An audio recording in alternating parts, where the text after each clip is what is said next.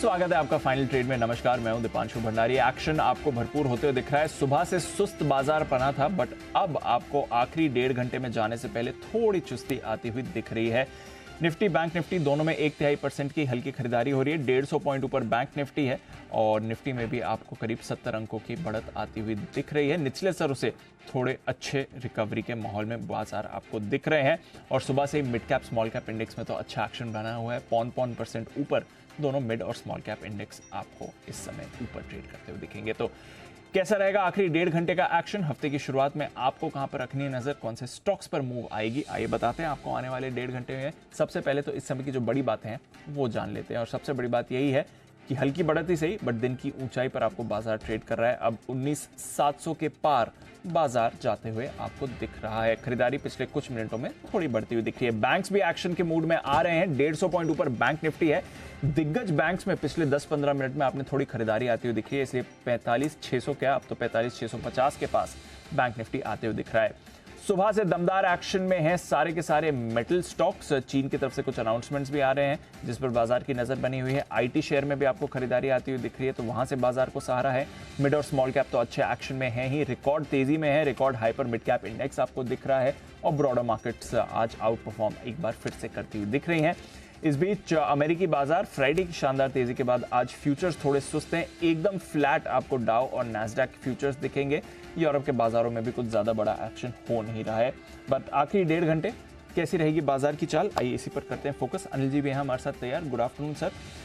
Very good afternoon. Very good afternoon. जो सुबह था वेरी गुड मॉर्निंग, वैसे ही वेरी गुड आफ्टरनून। क्या प्रॉब्लम बताओ मुझे? आफ्टरनून की डलनेस के डल तो देखो, लंच करने के बाद सबको आती है डलनेस, थोड़ी तो होती है। ऐसा थोड़ी है, तो हम इंसानी, और उसमें अगर आपने बिरयानी या राइस खा लिए हो फिर तो और नींद आएगी। फिर तो मतलब दीप थोड़ी डलनेस आना जरूरी है। लेकिन बाजार का मूड कहीं कोई खराब है नहीं, एकदम परफेक्ट है। डे हाई पर है ना, डे हाई पर है मार्केट। और क्या चाहिए अब मूड में हाँ, सुबह आपको पूरा खरीदने का मौका मिला, अब आपको डे हाई पर आते हुए दिख रहे हैं। बचा हुआ 1.5 घंटा पूरा एशिया मजबूत था। डाउ फ्यूचर सुबह हम 11 बजे जब शो खत्म कर रहे थे 65-70 पॉइंट नीचे थे, अब मुश्किल से लाल निशान में नहीं बचे हैं।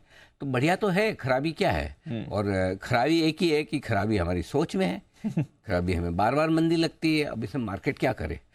तो हल्के बाजार हैं, ऐसा नहीं कि बहुत भाग जाएंगे, आज ही 20,000 हो जाएगा या कल ही 20,000 हो जाएगा, वो भी नहीं होने वाला है। लेकिन सिंपल सी चीज़ है कि सपोर्ट लेवल के आसपास आए दिन के दौरान वहाँ खरीदना है।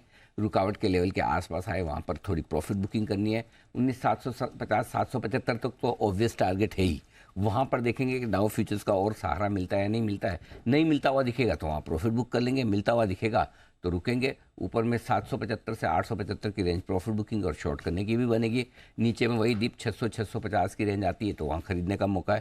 So I think this is perfect market for traders. Perfect market for traders. Day traders के लिए अगर इससे बढ़िया मार्केट किसी को चाहिए तो फिर वो कोई दूसरा मार्केट ढूंढे। अगर इस मार्केट में आप डे ट्रेडिंग करके नहीं कमा सकते, जहाँ आपको क्लियर कट कॉन्ट्रा सिग्नल दे रहा है, इसलिए सुबह आज सुबह हाँ एग्जैक्टली इस आप 650-55 पे जहाँ खुला वहाँ खरीदते हैं, तो नीचे में 600 पे और ऐड कीजिए। आपको 2 मौके मिला है, थोड़ा अभी लेना है, ज़्यादा बाद में लेना है। जितना नीचे में आप क्वांटिटी बढ़ाकर थोड़ा बहुत लेंगे उतना बेहतर है। और आज आप देखिए 725-750 से फिर धीरे धीरे आपको प्रॉफिट बुक करना शुरू करना है। जितना ऊपर जाए वहाँ पर फिर आपको शॉर्ट करने का भी ऊपर में सोचना है, क्योंकि 815, 835, 875 अलग अलग लेवल्स है।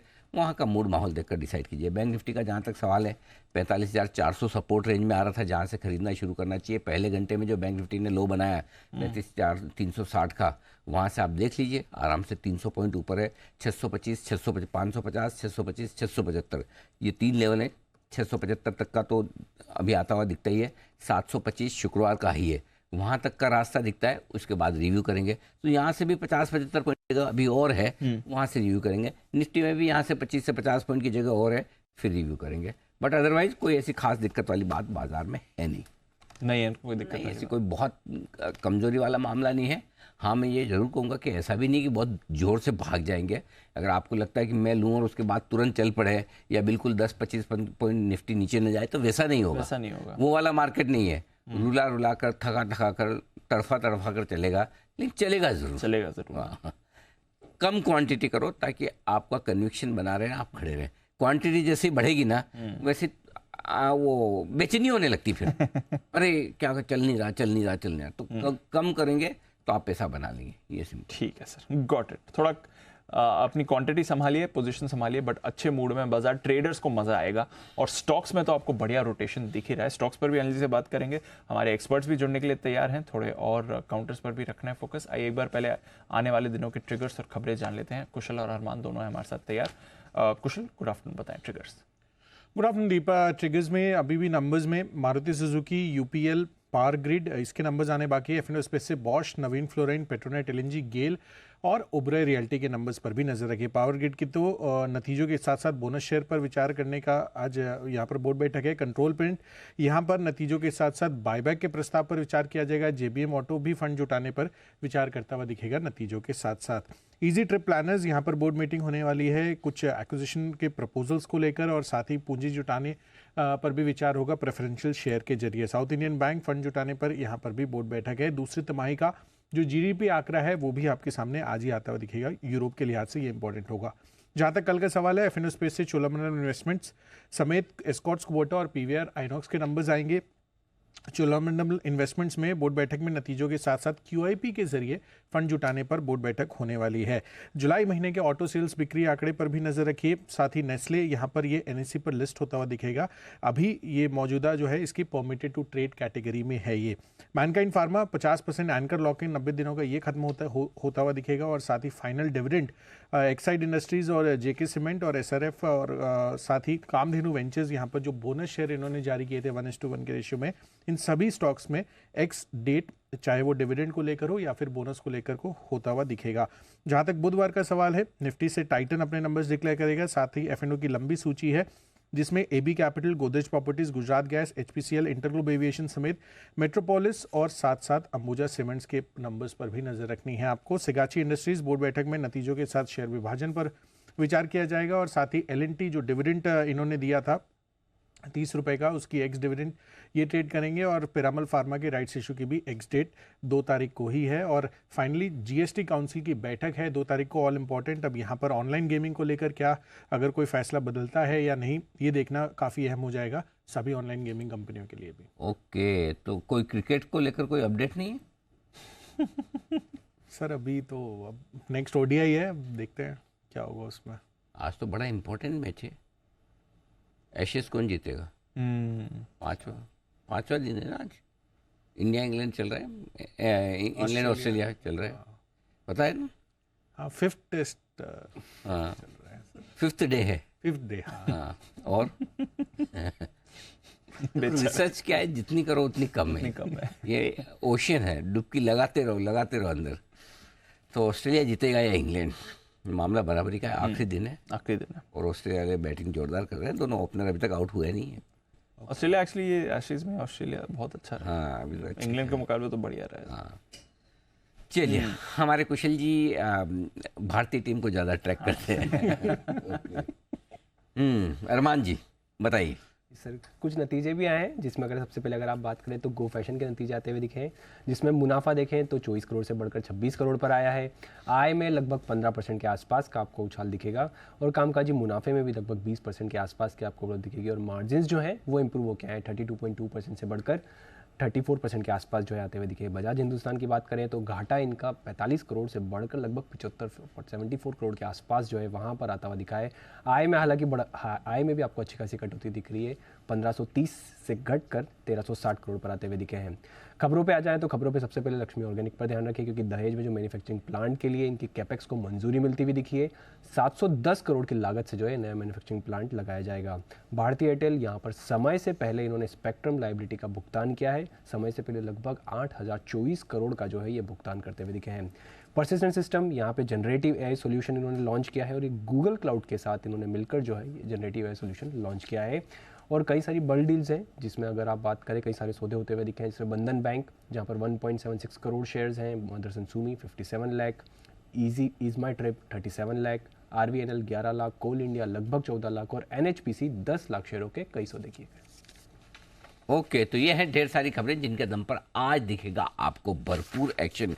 आइए इसी एक्शन को आगे बढ़ाते हैं। एक्सपर्ट्स का दमदार पैनल हमारे साथ है तैयार। बंसल जी जुड़ चुके हैं, हिमांशु गुप्ता साहब भी जुड़ चुके हैं, और जुड़ चुके हैं आशु सर, संदीप वागले साहब, सच्चिदानंद उत्तेकर जी और सिद्धार्थ सेदानी साहब, क्या बात है। Full house. लंबी लिस्ट और फुल हाउस है और एक के बाद एक बिगुल की भी रिक्वायरमेंट जबरदस्त आती हुई दिख रही है। तो इससे पहले मैं क्रम देखूं, बिना क्रम देखे वागले साहब के लिए बिगुल। कोई ऑब्जेक्शन लेगा नहीं, सबसे सीनियर है, कोई नहीं लेगा। वागले का वंडर।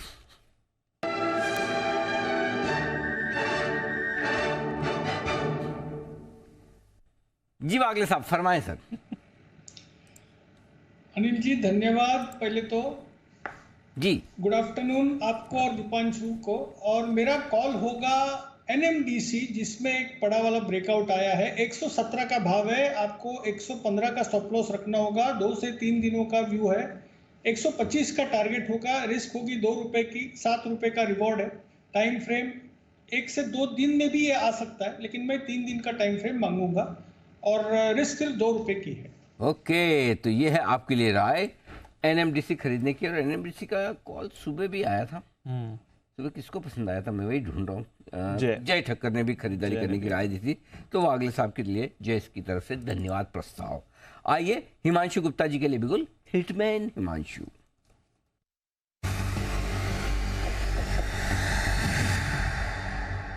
हिमांशु जी बताएं sir. Good afternoon to you Anil ji, good afternoon everyone. Anil ji मेरे रडार पर आया है अपोलो टायर्स, जिसमें खरीदारी करनी है। सिमिलर पैटर्न का ब्रेकआउट आईडीएफसी लिमिटेड में 3 से 4 दिन पहले देखने को मिला था। 113-14 के लेवल पर उसको रिकमेंड किया था। आज वो स्टॉक 120 रुपए है। सेम वैसा ही एक कप एंड हैंडल फॉर्मेशन का ब्रेकआउट अपोलो टायर्स के चार्ट पे देखने को मिल रहा है और मुझे लगता है कि ये स्टॉक एक अच्छी तेजी के लिए फिर से तैयार है। और इस पूरे टायर स्पेस में एक आउट परफॉर्मर रहा है लगातार और इस कंसोलिडेशन के बाद मुझे लगता है फिर से एक नेक्स्ट अप मूव देखने को मिल सकती है। फ्यूचर्स में 435 रुपए के आसपास के करंट लेवल्स हैं।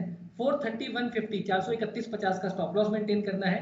अपसाइड में 445 और 450, 445, 450 के 2 टारगेट्स के लिए अपोलो टायर्स के फ्यूचर्स में खरीदारी करके चलने की सलाह है। अपोलो टायर्स खरीदें, राय हिमांशु जी की। राय कुणाल जी राकेश जी की तरफ से भी चार्ट कॉर्नर के बिल्कुल के बाद।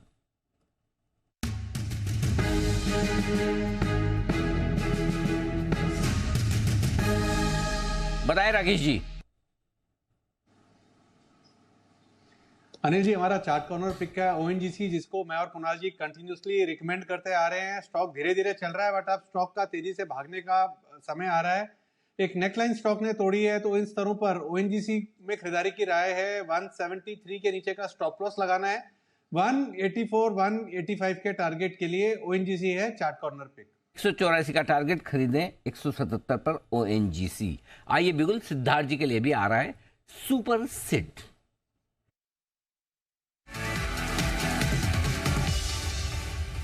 जी सर बताएं। Good afternoon Anil ji, good afternoon Deepanshu. Anil ji इसका नाम ही खाली सॉफ्ट है, बाकी काम स्ट्रॉन्ग है और ये कंपनी है बिरला सॉफ्ट। आईटी कंपनियों में नतीजे मिड कैप्स में अच्छे दिख रहे हैं, जिनमें से एक बिरला सॉफ्ट है। पहला टारगेट आपको रखना है 440 का, 440 का, और दूसरा पोजिशनल टारगेट रखना है 510 का, 510 का। बिरला सॉफ्ट इस पे खरीदारी की राय के, जैसे मैंने कहा, प्रोग्रामिंग कंसल्टिंग के बिजनेस में है, आईटी एनेबल्ड कंपनी है, बीएफएसआई एनर्जी यूटिलिटी सेगमेंट को केटर करती है और नतीजे अच्छे दिखे। रेवेन्यू आए 8% से, मार्जिन बढ़ के दिखे 50 बेसिस पॉइंट से, मुनाफे में भी 22% का ग्रोथ दिखा और टोटल कॉन्ट्रैक्ट वैल्यू भी $829 मिलियन के करीब दिख रहा है। मैनेजमेंट ये उम्मीद लगा रही है कि जो 14% का मार्जिन है वो 16% हो सकता है आने वाले समय में। और आउटलुक बीएफएसआई मैन्युफैक्चरिंग काफी स्ट्रॉन्ग दिख रहा है। यूरोप में भी और एक्सपैंड करने की योजना है, निश वर्टिकल्स को केटर करेगी। बिरला सॉफ्ट खरीदारी की राय, शॉर्ट टर्म टारगेट 440 का और पोजिशनल टारगेट 510 का। Okay wonderful. Birla soft tech खरीदारी करने की राय सिद्धार्थ जी की तरफ से। अगला बिल्कुल है आशु जी के लिए स्विंग के सुल्तान आशु मदान।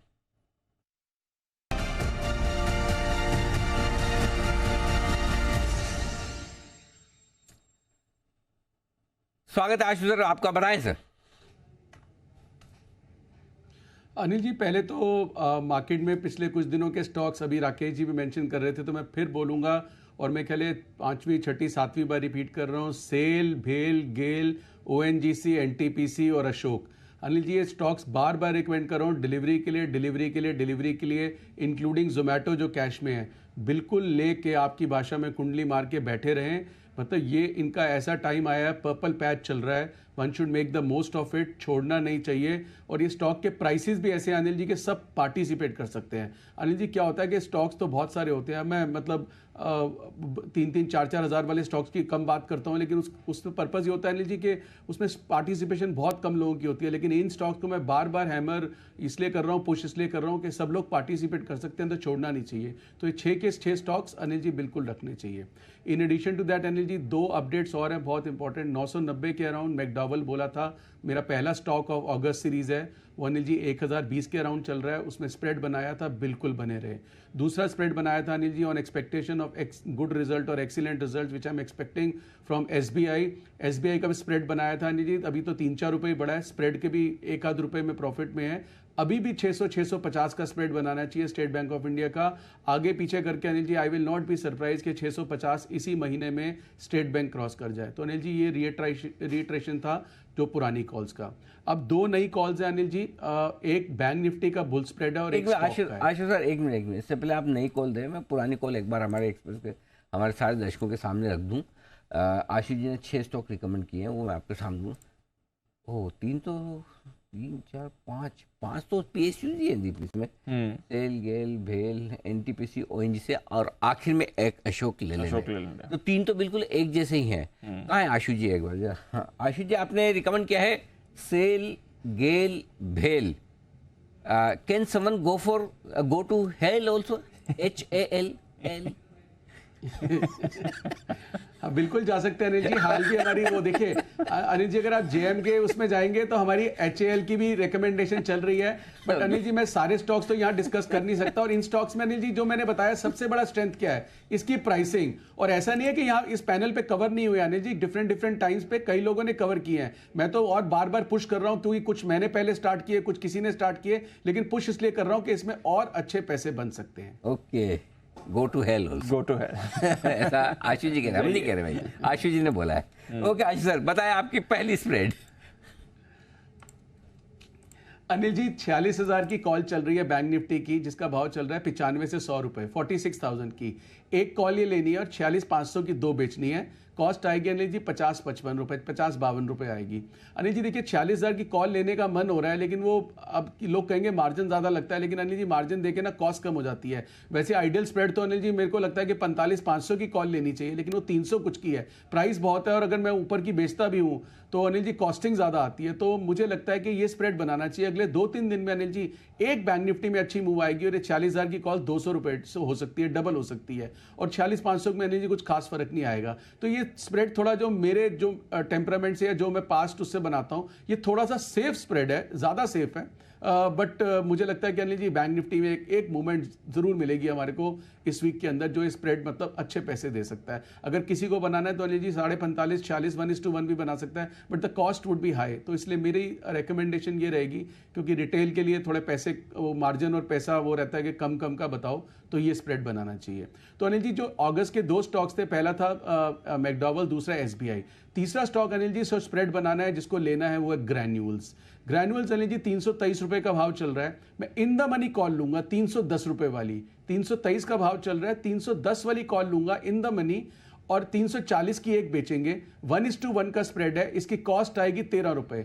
अनिल जी 13 रुपए की साइंटिफिक रीजन ये है कि 310 + 13 323 ही फ्यूचर चल रहा है। तो मुझे जो फ्यूचर चलना है, जो मैं हर बार फ्यूचर ही लेना है, बट मैं इसको रिप्लेस कैसे कर रहा हूँ, कॉल के थ्रू कर रहा हूँ, ताकि लिमिटेड लॉस, शांति, इजी स्लीप। क्योंकि अनिल जी देखिए मार्केट ऐसी है, इस लेवल पे अभी तो टचवुड बहुत अच्छे स्टॉक्स चल रहे हैं और ऐसी कोई दिक्कत भी नहीं लगती है, क्योंकि मार्केट अगर निफ्टी बैंक निफ्टी देखें दोनों एक रेंज में रहेंगे, उस रेंज के अंदर वॉलिटिलिटी रहेगी, कॉल पुट लेके बेच के दोनों तरह के पैसे आ सकते हैं। बट स्टॉक्स आउट परफॉर्म कर रहे हैं और स्टॉक्स आउट परफॉर्म करते ही रहेंगे। बट स्टिल क्या होता है अनिल जी, जरा सी भी करेक्शन आ जाए ऑल टाइम हाई पे तो एक सब किसी को डर लगता है कि मैंने बहुत ऊपर तो नहीं ले लिया। तो अनिल जी बहुत लंबा महीना है, अभी आज हम बात कर रहे हैं अनिल जी, मतलब शो 3 दिन से चल रहा है, ये जुलाई वाला भी, अगस्त शुरू भी नहीं हुआ और खत्म कब होना है अनिल जी? 31 अगस्त को, मतलब one of the longest expiry month है ये। तो कॉल पुट में इतने मजे आने वाले हैं, शांति से बैठे रहेंगे, कोई दिक्कत नहीं होगी, डिके नहीं होगा, पैसे जाएंगे नहीं। बिगनिंग ऑफ द मंथ में अनिल जी कॉल पुट जरूर लेनी चाहिए, बहुत हेल्प करती हैं। तो 310 की कॉल लेनी है ग्रैनुअल की, 340 की बेचनी है, 1:1, कॉस्ट 13 रुपीज। न्यूज पर बुल स्प्रेड है आशु सर की तरफ से, वहां पर भरोसा आ रहा है, अच्छी परफॉर्मेंस आ सकती है, बट अच्छे नंबर्स नहीं आए हैं नवीन फ्लोरिन के। वागले साहब एक बार चार्ट्स भी पुल अप कर लिया, आपके पास आता हूं मैं लेवल्स के लिए, बट नंबर्स मैं आपको बता दूं। 491 491 करोड़ की यहां पर आय आती हुई देखिए, अनुमान 630 करोड़ का था, तो अनुमान से तो बहुत नीचे आय का आंकड़ा आया है। मुनाफे की भी बात करें तो 62 करोड़ का मुनाफा आया है, अनुमान 111 करोड़ का था, तो पिछले साल के मुकाबले 16% गिर कर आया एक तो मुनाफा, और अनुमान से तो काफी कम आया है, अनुमान का आधा आया है, 111 करोड़ के सामने 62 करोड़ का आया है। एबिटा 114 करोड़ का आया है, वैसे तो आप देखेंगे 15% बढ़कर आया है, बट अनुमान 170 करोड़ का था, तो अनुमान से काफी कमजोर, और मार्जिन इनके गिर कर आए हैं, 25% वाले मार्जिन अब 23.2% रह गए हैं, अनुमान 26.8% का था। तो चारों के चारों पैरामीटर्स पर अनुमान से कमजोर नंबर्स आते हुए दिखे हैं। रेवेन्यू में आपने सिर्फ 100 करोड़ की बढ़त देखी है, एबिटा हल्का बढ़कर आया, बट उसके सामने मार्जिन्स गिरे हैं, और मुनाफा भी आपका करीब 16% गिर कर आया। डिसअपॉइंटिंग नंबर्स हैं नवीन फ्लोरिन की तरफ से, अनुमान के मुकाबले भी बेहद कमजोर। एक्सपेंसेस इनके बढ़कर आए हैं, फाइनेंस कॉस्ट इनकी बढ़कर आई है, उसका भी आपको एक इम्पैक्ट दिख रहा है। वागले साहब चार्ट सर नवीन फ्लोरिन। दीपांशु, अगर ये 4180 जो कल का लो है ये ब्रेक करता है तो इसमें एक बड़ा वाला फॉल हो सकता है। 4180 के नीचे ही एज ए ट्रेडर आपको बेचना है, क्योंकि यहाँ पर काफ़ी चॉपीनेस हो सकता है, आपको बाउंस बैक मिलेगा। बेचना होगा तो ऊपर में 4300 के आसपास बेचिए अगर आपको ऑन बाउंस बेचना है तो, नहीं तो 4180 जैसे मैंने कहा उसके नीचे बेचेंगे, एक 50 रुपए का स्टॉप लॉस होगा, फिर ये स्टॉक 4000 तक जा सकता है। तो ये है आपके लिए नवीन फ्लोरिन। और अनिल जी नो सरप्राइजेस यार, एक और केमिकल कंपनीज जिसके नंबर्स ने डिसअपॉइंट किया, कुछ ज़्यादा खास नंबर्स की एक्सपेक्टेशन नहीं थी, बट अनुमान से काफ़ी कमज़ोर नंबर्स आए और ऑपरेशनली भी बड़ा हिट इन्हें मिला है सर। दीप, मुझे लगता है कि सबसे बड़ी चिंता की बात टॉप लाइन मिस है एक्चुअली। Yes sir. अगर रेवेन्यू आपका 630 करोड़ का अनुमान है और वहाँ पर 490 करोड़ के आसपास आए तो ये ज़्यादा चिंता की बात मुझे नज़र आती है। यानी कि आप माल बेच ही नहीं रहे तो कमाओगे कहाँ से? So I think top line number miss थोड़ा सा ज़्यादा चिंता की बात है। ऑपरेशनल फ्रंट पे भी मार लगी है, मार्जिन्स बढ़ने चाहिए थे, 25% से 27% के आसपास आने चाहिए, उसके विपरीत 23 से 23.25% के आसपास आए, तो मार्जिन्स तेजी से घटे हैं। यानी कि एक तरफ टॉप लाइन पर प्रेशर है, दूसरा ऑपरेशनल परफॉर्मेंस आपकी खराब हो रही है, यानी कि लोअर लेवल पर भी ऊपर नीचे दोनों जगह मामला गड़बड़ है, और बीच में आपकी जो ऑपरेटिंग परफॉर्मेंस है वो भी खराब हो रही है। तो ऑलराउंड खराब परफॉर्मेंस। और मैं यही कह रहा हूँ, जब हमने एसआरएफ के भी नंबर देखे दीप, अभी क्या है इन कंपनियों के, अब आप देखिएगा जो एसआरएफ का गाइडेंस भी था तो कोई ऐसा आपको कॉन्फिडेंस देने वाला नहीं था, जो कि इस सेक्टर का लीडर है। इन कंपनियों को अब वापस से लाइमलाइट में आने में कम से कम 2 क्वार्टर तो गए समझो। ये फाइनेंशियल ईयर तो इनका खराब हो गया। ये फाइनेंशियल ईयर कैसे बचा पाएंगे देखना होगा। और अगर एक ही है कि अगर चाइना से कुछ इनके लिए कुछ अच्छा हो जाए, कर जाए, पता नहीं ग्लोबली इस केमिकल सेगमेंट के लिए, सेक्टर के लिए, तब तो अलग बात है। अदरवाइज नंबर्स बड़े ख़राब है मेरे ख्याल से। स्टॉक में जहाँ तक सवाल है एक्शन का, हो सकता है अगर लॉन्ग, इस रिजल्ट के पहले लॉन्ग शॉर्ट किस तरह की पोजीशन बनी मुझे आइडिया नहीं है, क्योंकि थोड़े से मुश्किल हैं स्टॉक्स इनका अंदाज़ा लगाना, बड़े वोलेटाइल रहते हैं। लेकिन अगर खाली पोजीशंस को हटा के देखें जिनके दम पर स्टॉक ऊपर नीचे होगा, तो नंबर्स फंडामेंटली अगर आप देखें तो नंबर्स बहुत कमज़ोर है, मज़ा नहीं है। नहीं हाँ, मतलब कोई अगर आप एक फंड मैनेजर तो इन नंबर्स के दम पर आप अगले क्वार्टर के लिए या साल भर के लिए तो खरीदेंगे नहीं, आप इंतज़ार करेंगे कि 1-2 क्वार्टर देखूंगा फिर खरीदूंगा, मुझे आज का आज लेने की कोई जल्दी और हड़बड़ी नहीं है। और अगर 5-7-10% घटे तो ले भी आदमी, अगर आधा 1% ही नंबर पर घटना है तो किसी को लेना ही क्यों है फिर? जो फंडामेंटली किसी को नहीं लेना, टेक्निकली जिनकी पोजीशंस बनी है रिजल्ट्स के पहले, रिजल्ट के बाद की है, चार्ट्स वगैरह को देखकर, वो एक अलग बात है, वो अपने हिसाब से ट्रेड करेंगे। बट फंडामेंटली फंड मैनेजर्स अब 1 से 2 क्वार्टर कम से कम देखेंगे, उसके बाद ही स्टॉक में एक्शन आएंगे। तो आपकी पोजीशन किस तरह की है, ट्रेडिंग वाली है या इन्वेस्टमेंट वाली है, उस हिसाब से आप देखिए। इन्वेस्टमेंट आप करना चाहते हैं तो इंतज़ार कीजिए, ट्रेडिंग में आप स्टॉप लॉस टारगेट आपको मिल ही गए, दे ही चुके कुणाल जी, उनको फॉलो करिए। एक चीज़ है sir, I think maybe and only limited to Navin Fluorine. क्यों इतना ज़्यादा और शार्पली नहीं रिएक्ट कर रहा है? क्योंकि इनका एक प्लांट था जहां पर एक टेम्परेरी शटडाउन हुआ था 1 महीने के लिए, 19 जून से 18 जुलाई। तो जून तिमाही में तो एसेंशली यहाँ पर इन्होंने कुछ दिन खोए थे, 11-12 दिन, तो शायद उसकी वजह से भी थोड़ा इम्पैक्ट है। बट हाँ, ओवरऑल बेसिस पर तो इम्पैक्ट इनका रहा ही है। और जैसा जी ने कहा, इंतजार करिए, इन्हें रिकवरी में अभी थोड़ा वक्त लग सकता है। बट आइए फोकस करते हैं एक ऐसे स्टॉक पर जो आज अच्छे मोमेंटम में है, गेल। सुबह स्टॉक ऑफ द डे में इसकी बात भी हुई थी, डबल अपग्रेड भी आया यूबीएस की तरफ से, आज नंबर्स भी आने वाले हैं। दोनों ट्रिगर्स के बारे में बात करेंगे, बट जो आज का पहला ट्रिगर है डबल अपग्रेड का, ये समझते हैं यूबीएस ने क्यों भरोसा जताया है गेल पर। कुशल बताइए।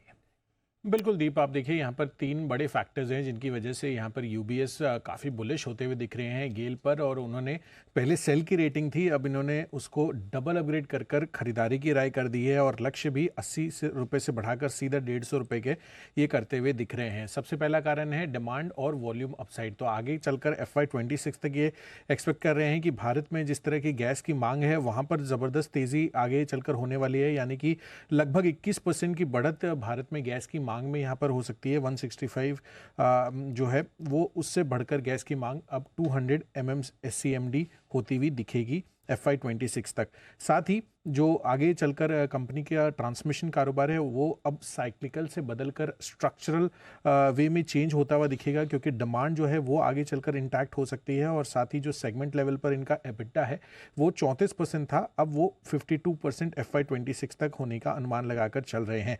वो जहाँ तक वॉल्यूम्स का सवाल है, ट्रांसमिशन ट्रेडिंग वॉल्यूम, वहाँ पर भी 8% की कैगर से बढ़त संभव है FY26 तक। तो ये एक पहला फैक्टर है। दूसरा है टैरिफ और मार्जिन इंक्रीज, जहां पर ये एक्सपेक्ट कर रहे हैं कि आगे आने वाले महीनों में टैरिफ अगर बढ़ता है तो यहां पर कंपनी के लिए भी बहुत अच्छा फायदा होगा रियलाइजेशंस के लिहाज से। साथ ही आगे कंपनी के मार्जिन्स भी बढ़ते हुए नजर आ सकते हैं। और आखिरी है, इनको अट्रैक्टिव वैल्यूएशंस लग रही है। 10 साल की औसतन पी से हम कंपेयर करेंगे तो अभी भी ये 24% डिस्काउंट पर अवेलेबल है। तो ये 3 बड़े फैक्टर्स हैं जिस वजह से यूबीएस को लग रहा है कि यहाँ पर बड़ी अपसाइड पोटेंशियल अभी भी बाकी है इनके बेस केस सिनेरियो के हिसाब से। तो इसी वजह से इन्होंने डबल अपग्रेड के साथ टारगेट्स भी रिवाइज किए हैं सिग्निफिकेंटली।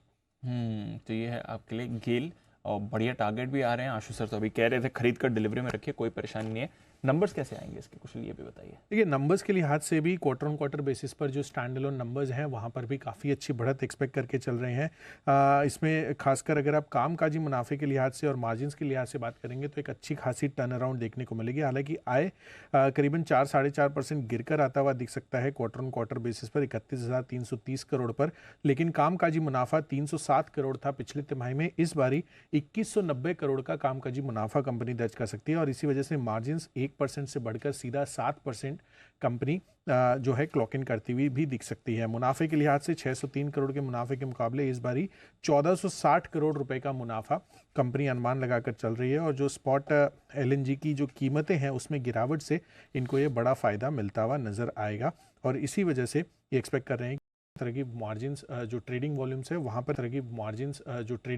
वहाँ पर इंक्रीज है और साथ साथ कंपनी के जो कामकाजी मुनाफा है उसमें जिस तरह की बढ़त रही है वो आगे चलकर इनको बॉटम लाइन पर बड़ा फायदा दे सकती है।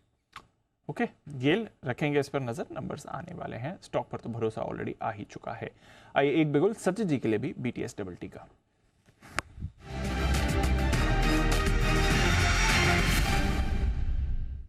सचिन जी बताएं सर।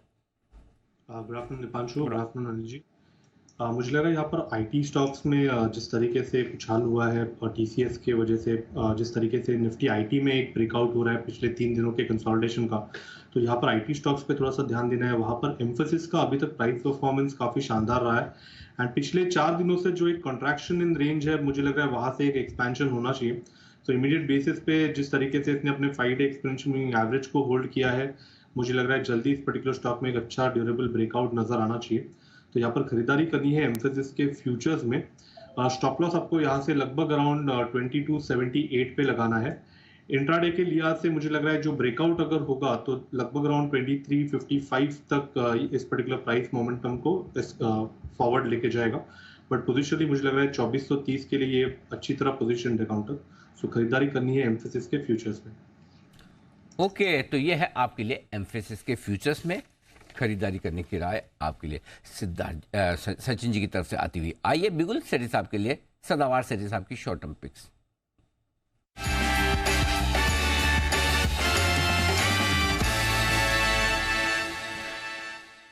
स्वागत है आपका सेठी साहब, बताएं सर क्या है आज इरादा। Good afternoon Anil ji, good afternoon Deepanshu. Anil ji, दो स्टॉक्स है, दोनों कैश मार्केट के, जिनमें खरीदारी करनी है। और बाजार में जो कैश मार्केट के स्टॉक्स पे तो एक धुआंधार तेजी चल रही है। अनिल जी, एक अपडेट देना है।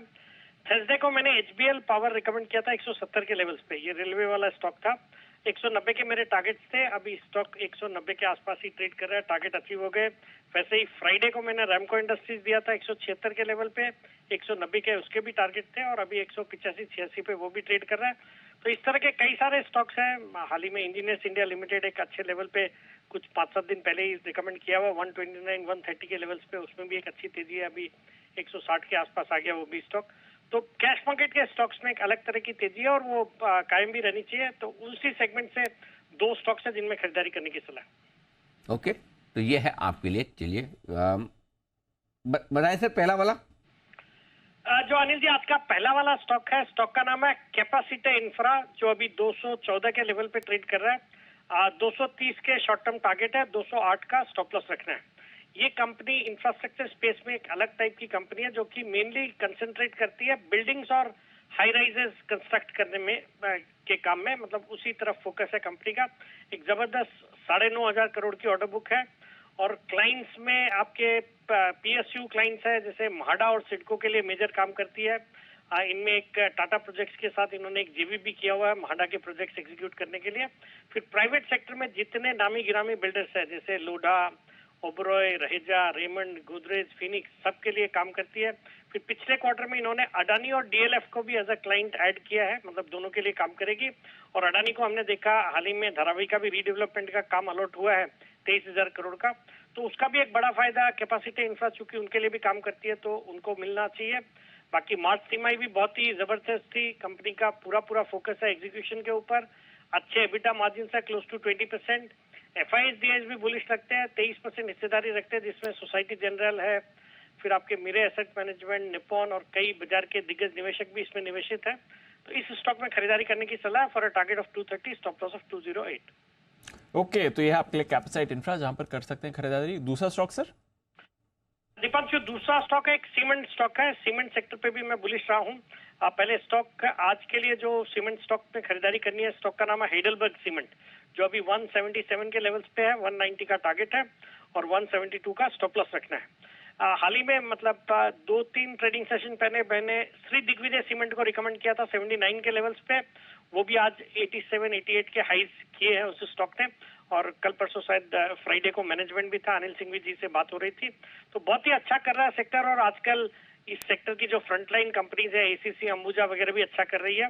अब हेडलबर्ग की बात करें तो एक MNC पेरेंट वाली कंपनी है, जर्मन MNC है। 6.3 मिलियन टन की सीमेंट की कैपेसिटी है, और प्लांट्स इनके MP, UP, कर्नाटका में है। इनका जो ब्रांड है, पॉपुलर ब्रांड है, माइसेम नाम का ब्रांड है। पहले ये मैसूर सीमेंट के नाम से जानी जाती थी, जिसको टेक ओवर किया है हेडलबर्ग ने। अच्छे रिटर्न रेशियोज है, अच्छे ऑपरेटिंग प्रॉफिट मार्जिन है, डेट इक्विटी रेशियो 0.12।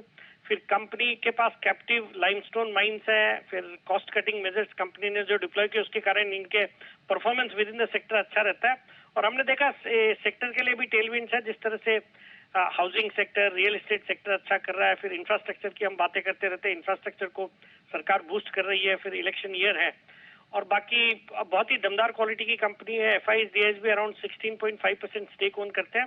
तो इस स्टॉक में भी with in the cement space खरीदारी करने की सलाह रहेगी for a target of 190, stop loss of 172। Okay, तो ये है आपके लिए हाइडलबर्ग सीमेंट, 190 का टारगेट, यहाँ पर करें खरीदारी। और फिर कैपेसाइट इंफ्रा 230 का टारगेट, यहाँ पर भी कर सकते हैं खरीदारी। शुक्रिया सर जुड़ने के लिए और दो बेहतरीन कैश कॉल्स शेयर करने के लिए। बताइए बाजार पर भी क्या है नजरिया, क्या होनी चाहिए आपकी स्ट्रैटेजी, डेटा क्या कह रहा है, जानते हैं अनिल जी के साथ।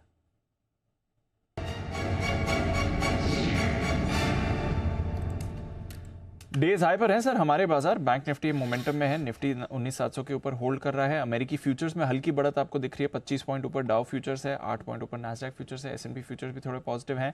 यूरोप के बाजार भी आपको ठीक दिख रहे हैं इस समय सर। रुपया एकदम फ्लैट ट्रेड कर रहा है। एशिया में आज आपको बढ़िया तेजी बनती हुई दिखी थी, तो ग्लोबल मार्केट्स तो अच्छे मूड में। बताएं सर क्या करना है। ध्यान तो ठीक है दीप, ऐसा कोई खराबी वाला मामला मुझे दिख नहीं रहा। हाँ, लेकिन हाँ ऐसा भी नहीं कि बहुत तेजी से भाग जाए वैसा दिख रहा है। ग्लोबल सपोर्ट फिर से आ रहा है तो थोड़ा ठीक है, हम इसी के साथ ऊपर बढ़ रहे हैं। ऊपर में अब हम 750 775 के आसपास जहाँ पहुँचेंगे जी, वो आज के लिए थोड़ा हाई रेंज होगा। उसके ऊपर जाना थोड़ा, अनलेस की बहुत ही तेजी ग्लोबल से आ जाए तो अलग बात है, नहीं अदरवाइज वहाँ हल्की फुल्की प्रॉफिट बुकिंग आएगी। नीचे में 600 650 के आसपास सपोर्ट है। डेटा जो बता रहे हैं वो मैं आपको बता दूं, हाईएस्ट ओपन इंटरेस्ट निफ्टी का है 19,600 के लेवल पर, 1,45,00,000 शेयर सपोर्ट का काम करेगा। हाईएस्ट जो कॉल्स में है वो 19,800 पर है, 1,20,00,000 शेयर का। और 19,700 में एक और ब्रेक लेवल है जहाँ 1 करोड़ शेयर पुट है, 1,10,00,000 शेयर कॉल से, लगभग बराबरी का मामला है। इसलिए 19,700 के आसपास आप कश्मकश कर रहे हैं। 19,700 के ऊपर और 19,725 के ऊपर अगर आप बने रहते हैं 3 बजे तक, तो आप एक अच्छी क्लोजिंग, बढ़िया क्लोजिंग और शॉर्ट कवरिंग रैली देख सकते हैं, जो आराम से 19,775 तक आज ही ले जा सकती है, 50 पॉइंट की जगह बना देगी। और अगर 19,700 के नीचे ट्रेड करना शुरू करते हैं, 3 बजे तक वहाँ फिसल जाते हैं, तो 19,650 के आसपास तक की जगह खुलती है। तो 50 पॉइंट का मूव किसी भी तरफ आखिरी 1 घंटे में आ सकता है। फिलहाल डेटा उससे बड़ा मुंह नहीं दिखा रहे हैं, इतना ही दिखा रहे हैं। बैंक निफ्टी एक ही लेवल है दीप, मेक और ब्रेक 45,500, 45,400, 45,500 100 पॉइंट की रेंज रुकावट सपोर्ट की है। 45,500 600 रुकावट की रेंज है। और मजे की बात है कि उसके ऊपर निकलकर बैंक निफ्टी डे हाई पर ट्रेड करा है। तो अगर मुझे कमाल करने की उम्मीद है तो बैंक निफ्टी से है, बचे हुए 1-1.5 घंटे में। और ये आपको ऊपर में फिर ऐसी सिचुएशन में 700 तो नज़दीक ही दिख रहा है, 45,700, लेकिन इसके अलावा 45,800 850 तक की यात्रा करने की कोशिश कर सकता है। ये बैंक निफ्टी के डेटा आपको दिखा रहे हैं। तो व्यू पॉजिटिव साइड पर ज़्यादा है, लेकिन अगर आपको सही मौका मिले लेवल के आसपास नीचे में तो खरीदारी कीजिए। Got it sir. चलिए, नीचे खरीदारी करनी है, ये आपके लिए राय आ रही है। आइए निफ्टी के निशानेबाज नितिन मुरारका का भी करते हैं स्वागत।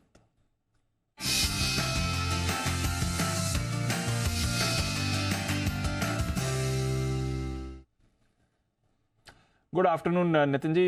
मुझे याद है दोपहर के शो में आप 12:30 बजे कह भी रहे थे खरीदारी करके चलिए, कॉल ऑप्शन निफ्टी में आपको मूव आती हुई दिखेगी, वैसा ही होते हुए दिखा है सर। 19,700 के ऊपर निफ्टी होल्ड कर रहा है, अब बताएं क्या करना है। देखिए, यहाँ पे फिर से 19,700 की कॉल पे ही बेट करना चाहिए। मार्केट में लग रहा है ऊपर की मूव बनेगी, क्योंकि पिछले वीक में करेक्शन थी, अब वापस से हम उस करेक्शन के बाद वापस रेज्यूम कर रहे हैं। तो 19,700 की कॉल हमें 98 में मिल रही है, लेनी है। इसका स्टॉप लॉस बनेगा 70 का, और टारगेट बनेंगे 135 तक के टारगेट बनेंगे। और इनफैक्ट बैंक निफ्टी में भी व्यू पॉजिटिव बन रहा है। बैंक निफ्टी की 45,700 की कॉल ऑप्शन जो 217 218 में मिल रही है, इसे खरीदेंगे। इसका स्टॉप लॉस होगा 165 के और टारगेट होंगे 320 के। ओके, तो खरीदारी करके चलनी है बैंक निफ्टी और निफ्टी दोनों के कॉल ऑप्शंस में। निफ्टी 19,700 का कॉल खरीद कर चलिए, 98 के लेवल्स पर आपको मिल रहा है, 135 का होगा टारगेट। और बैंक निफ्टी में भी 45,600 का कॉल खरीदने की राय आ रही है नितिन जी की तरफ से। मोमेंटम में ये भी 45,700, माफ कीजिएगा 45,600 नहीं, 45,700 के कॉल के खरीदारी की राय आ रही है। शुक्रिया नितिन जी हमारे साथ जुड़ने के लिए और अपने ट्रेड शेयर करने के लिए।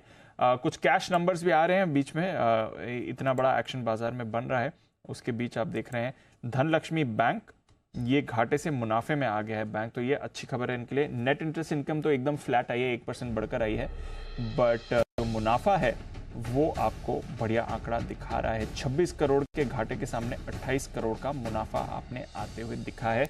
और ये इसके बावजूद कि साल दर साल और तिमाही दर तिमाही इनकी प्रोविजन बढ़कर आ रही है, बट उसके बाद भी अगर आप देखेंगे तो यहाँ पर आपको घाटे से मुनाफे में बैंक आते हुए दिख रहा है।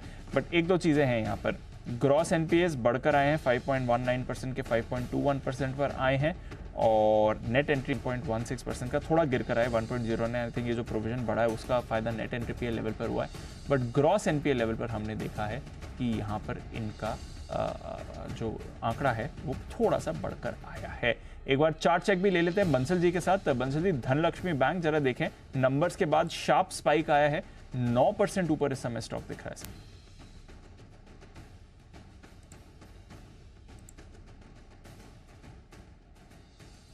में टेक्निकली एक ब्रेकआउट है, एक राउंडिंग बॉटम पैटर्न फॉर्मेशन है, नीचे में 21 रुपए एक अच्छा बेस है। जिनके पास है बने रहें, और 20 रुपीज 70 पैसा के क्लोजिंग बेसिस के स्टॉप लॉस के साथ नई खरीदारी की भी राय है। टारगेट जो है 25 से 27 का जोन है, तो एक एग्रेसिव खरीदारी की राय है ऑन धनलक्ष्मी बैंक। ओके, ये है धनलक्ष्मी बैंक पर चार्ट्स आपके लिए नतीजों के बाद तेज दौड़ लगाता हुआ ये शेयर। आइए बिल्कुल सुपर सीड सिद्धार्थ जी के लिए।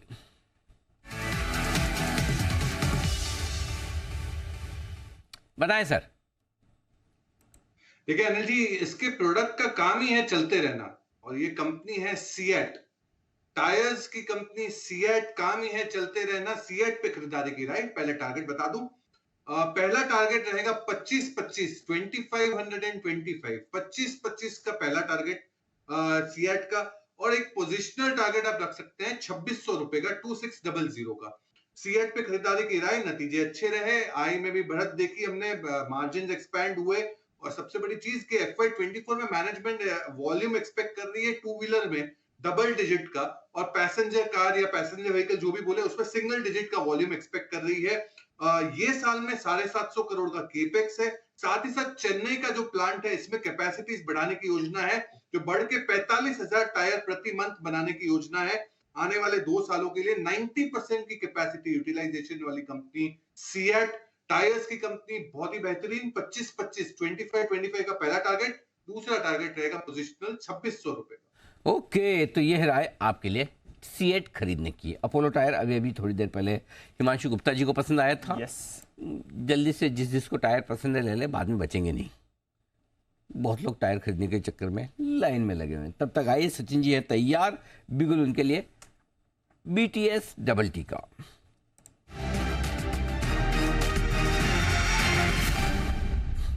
सचिन जी बताएं सर। अनिल जी, और एक मिड कैप आईटी स्टॉक जहां पर एक रिवर्सल फॉर्मेशन है, अपने बेस के नजदीक से ये इजेक्ट हो रहा है। मुझे लग रहा है LTI माइंडट्री में अभी फिलहाल अग्रेसिव लॉन्ग पोजीशंस लेने चाहिए। जिस तरीके से वापस इसने भी एक बेस रिकन्फर्म किया है 4850 के आसपास का, लगभग मुझे लग रहा है जो उसका अपर एंड है 5150 के आसपास प्लेस्ड है। सो वापस एक अच्छी बड़ी तेजी के लिए स्टॉक रीपोजिशन हुआ है। सो स्टॉप लॉस आपको लगाना है लगभग अराउंड 4870 पे, एंड खरीदारी करनी है LTI माइंडट्री के फ्यूचर्स में। इंट्राडे या 1-2 दिन का अगर हम ट्रेड देखें तो लगभग अराउंड 5020 के टारगेट्स होंगे, बट पोजिशनली मुझे लग रहा है 5150 तक ये पर्टिकुलर मोमेंटम बरकरार रह सकता है अगले कुछ दिनों में। सो खरीदारी करनी है LTI माइंडट्री के फ्यूचर्स में। TIM यानी कि सचिन जी पूरी तरह से अब IT शेयरों के प्रति सम्मोहित हो चुके हैं, और एक के बाद एक उनके चार्ट्स उन्हें बड़े पसंद आते हुए दिख रहे हैं। पहले पसंद आया एम्फेसिस, अब पसंद आया LTIM। आइए जानते क्या पसंद आ रहा है सिद्धार्थ जी को। सिद्धार्थ जी को है ना, हाँ, सुपर सेट।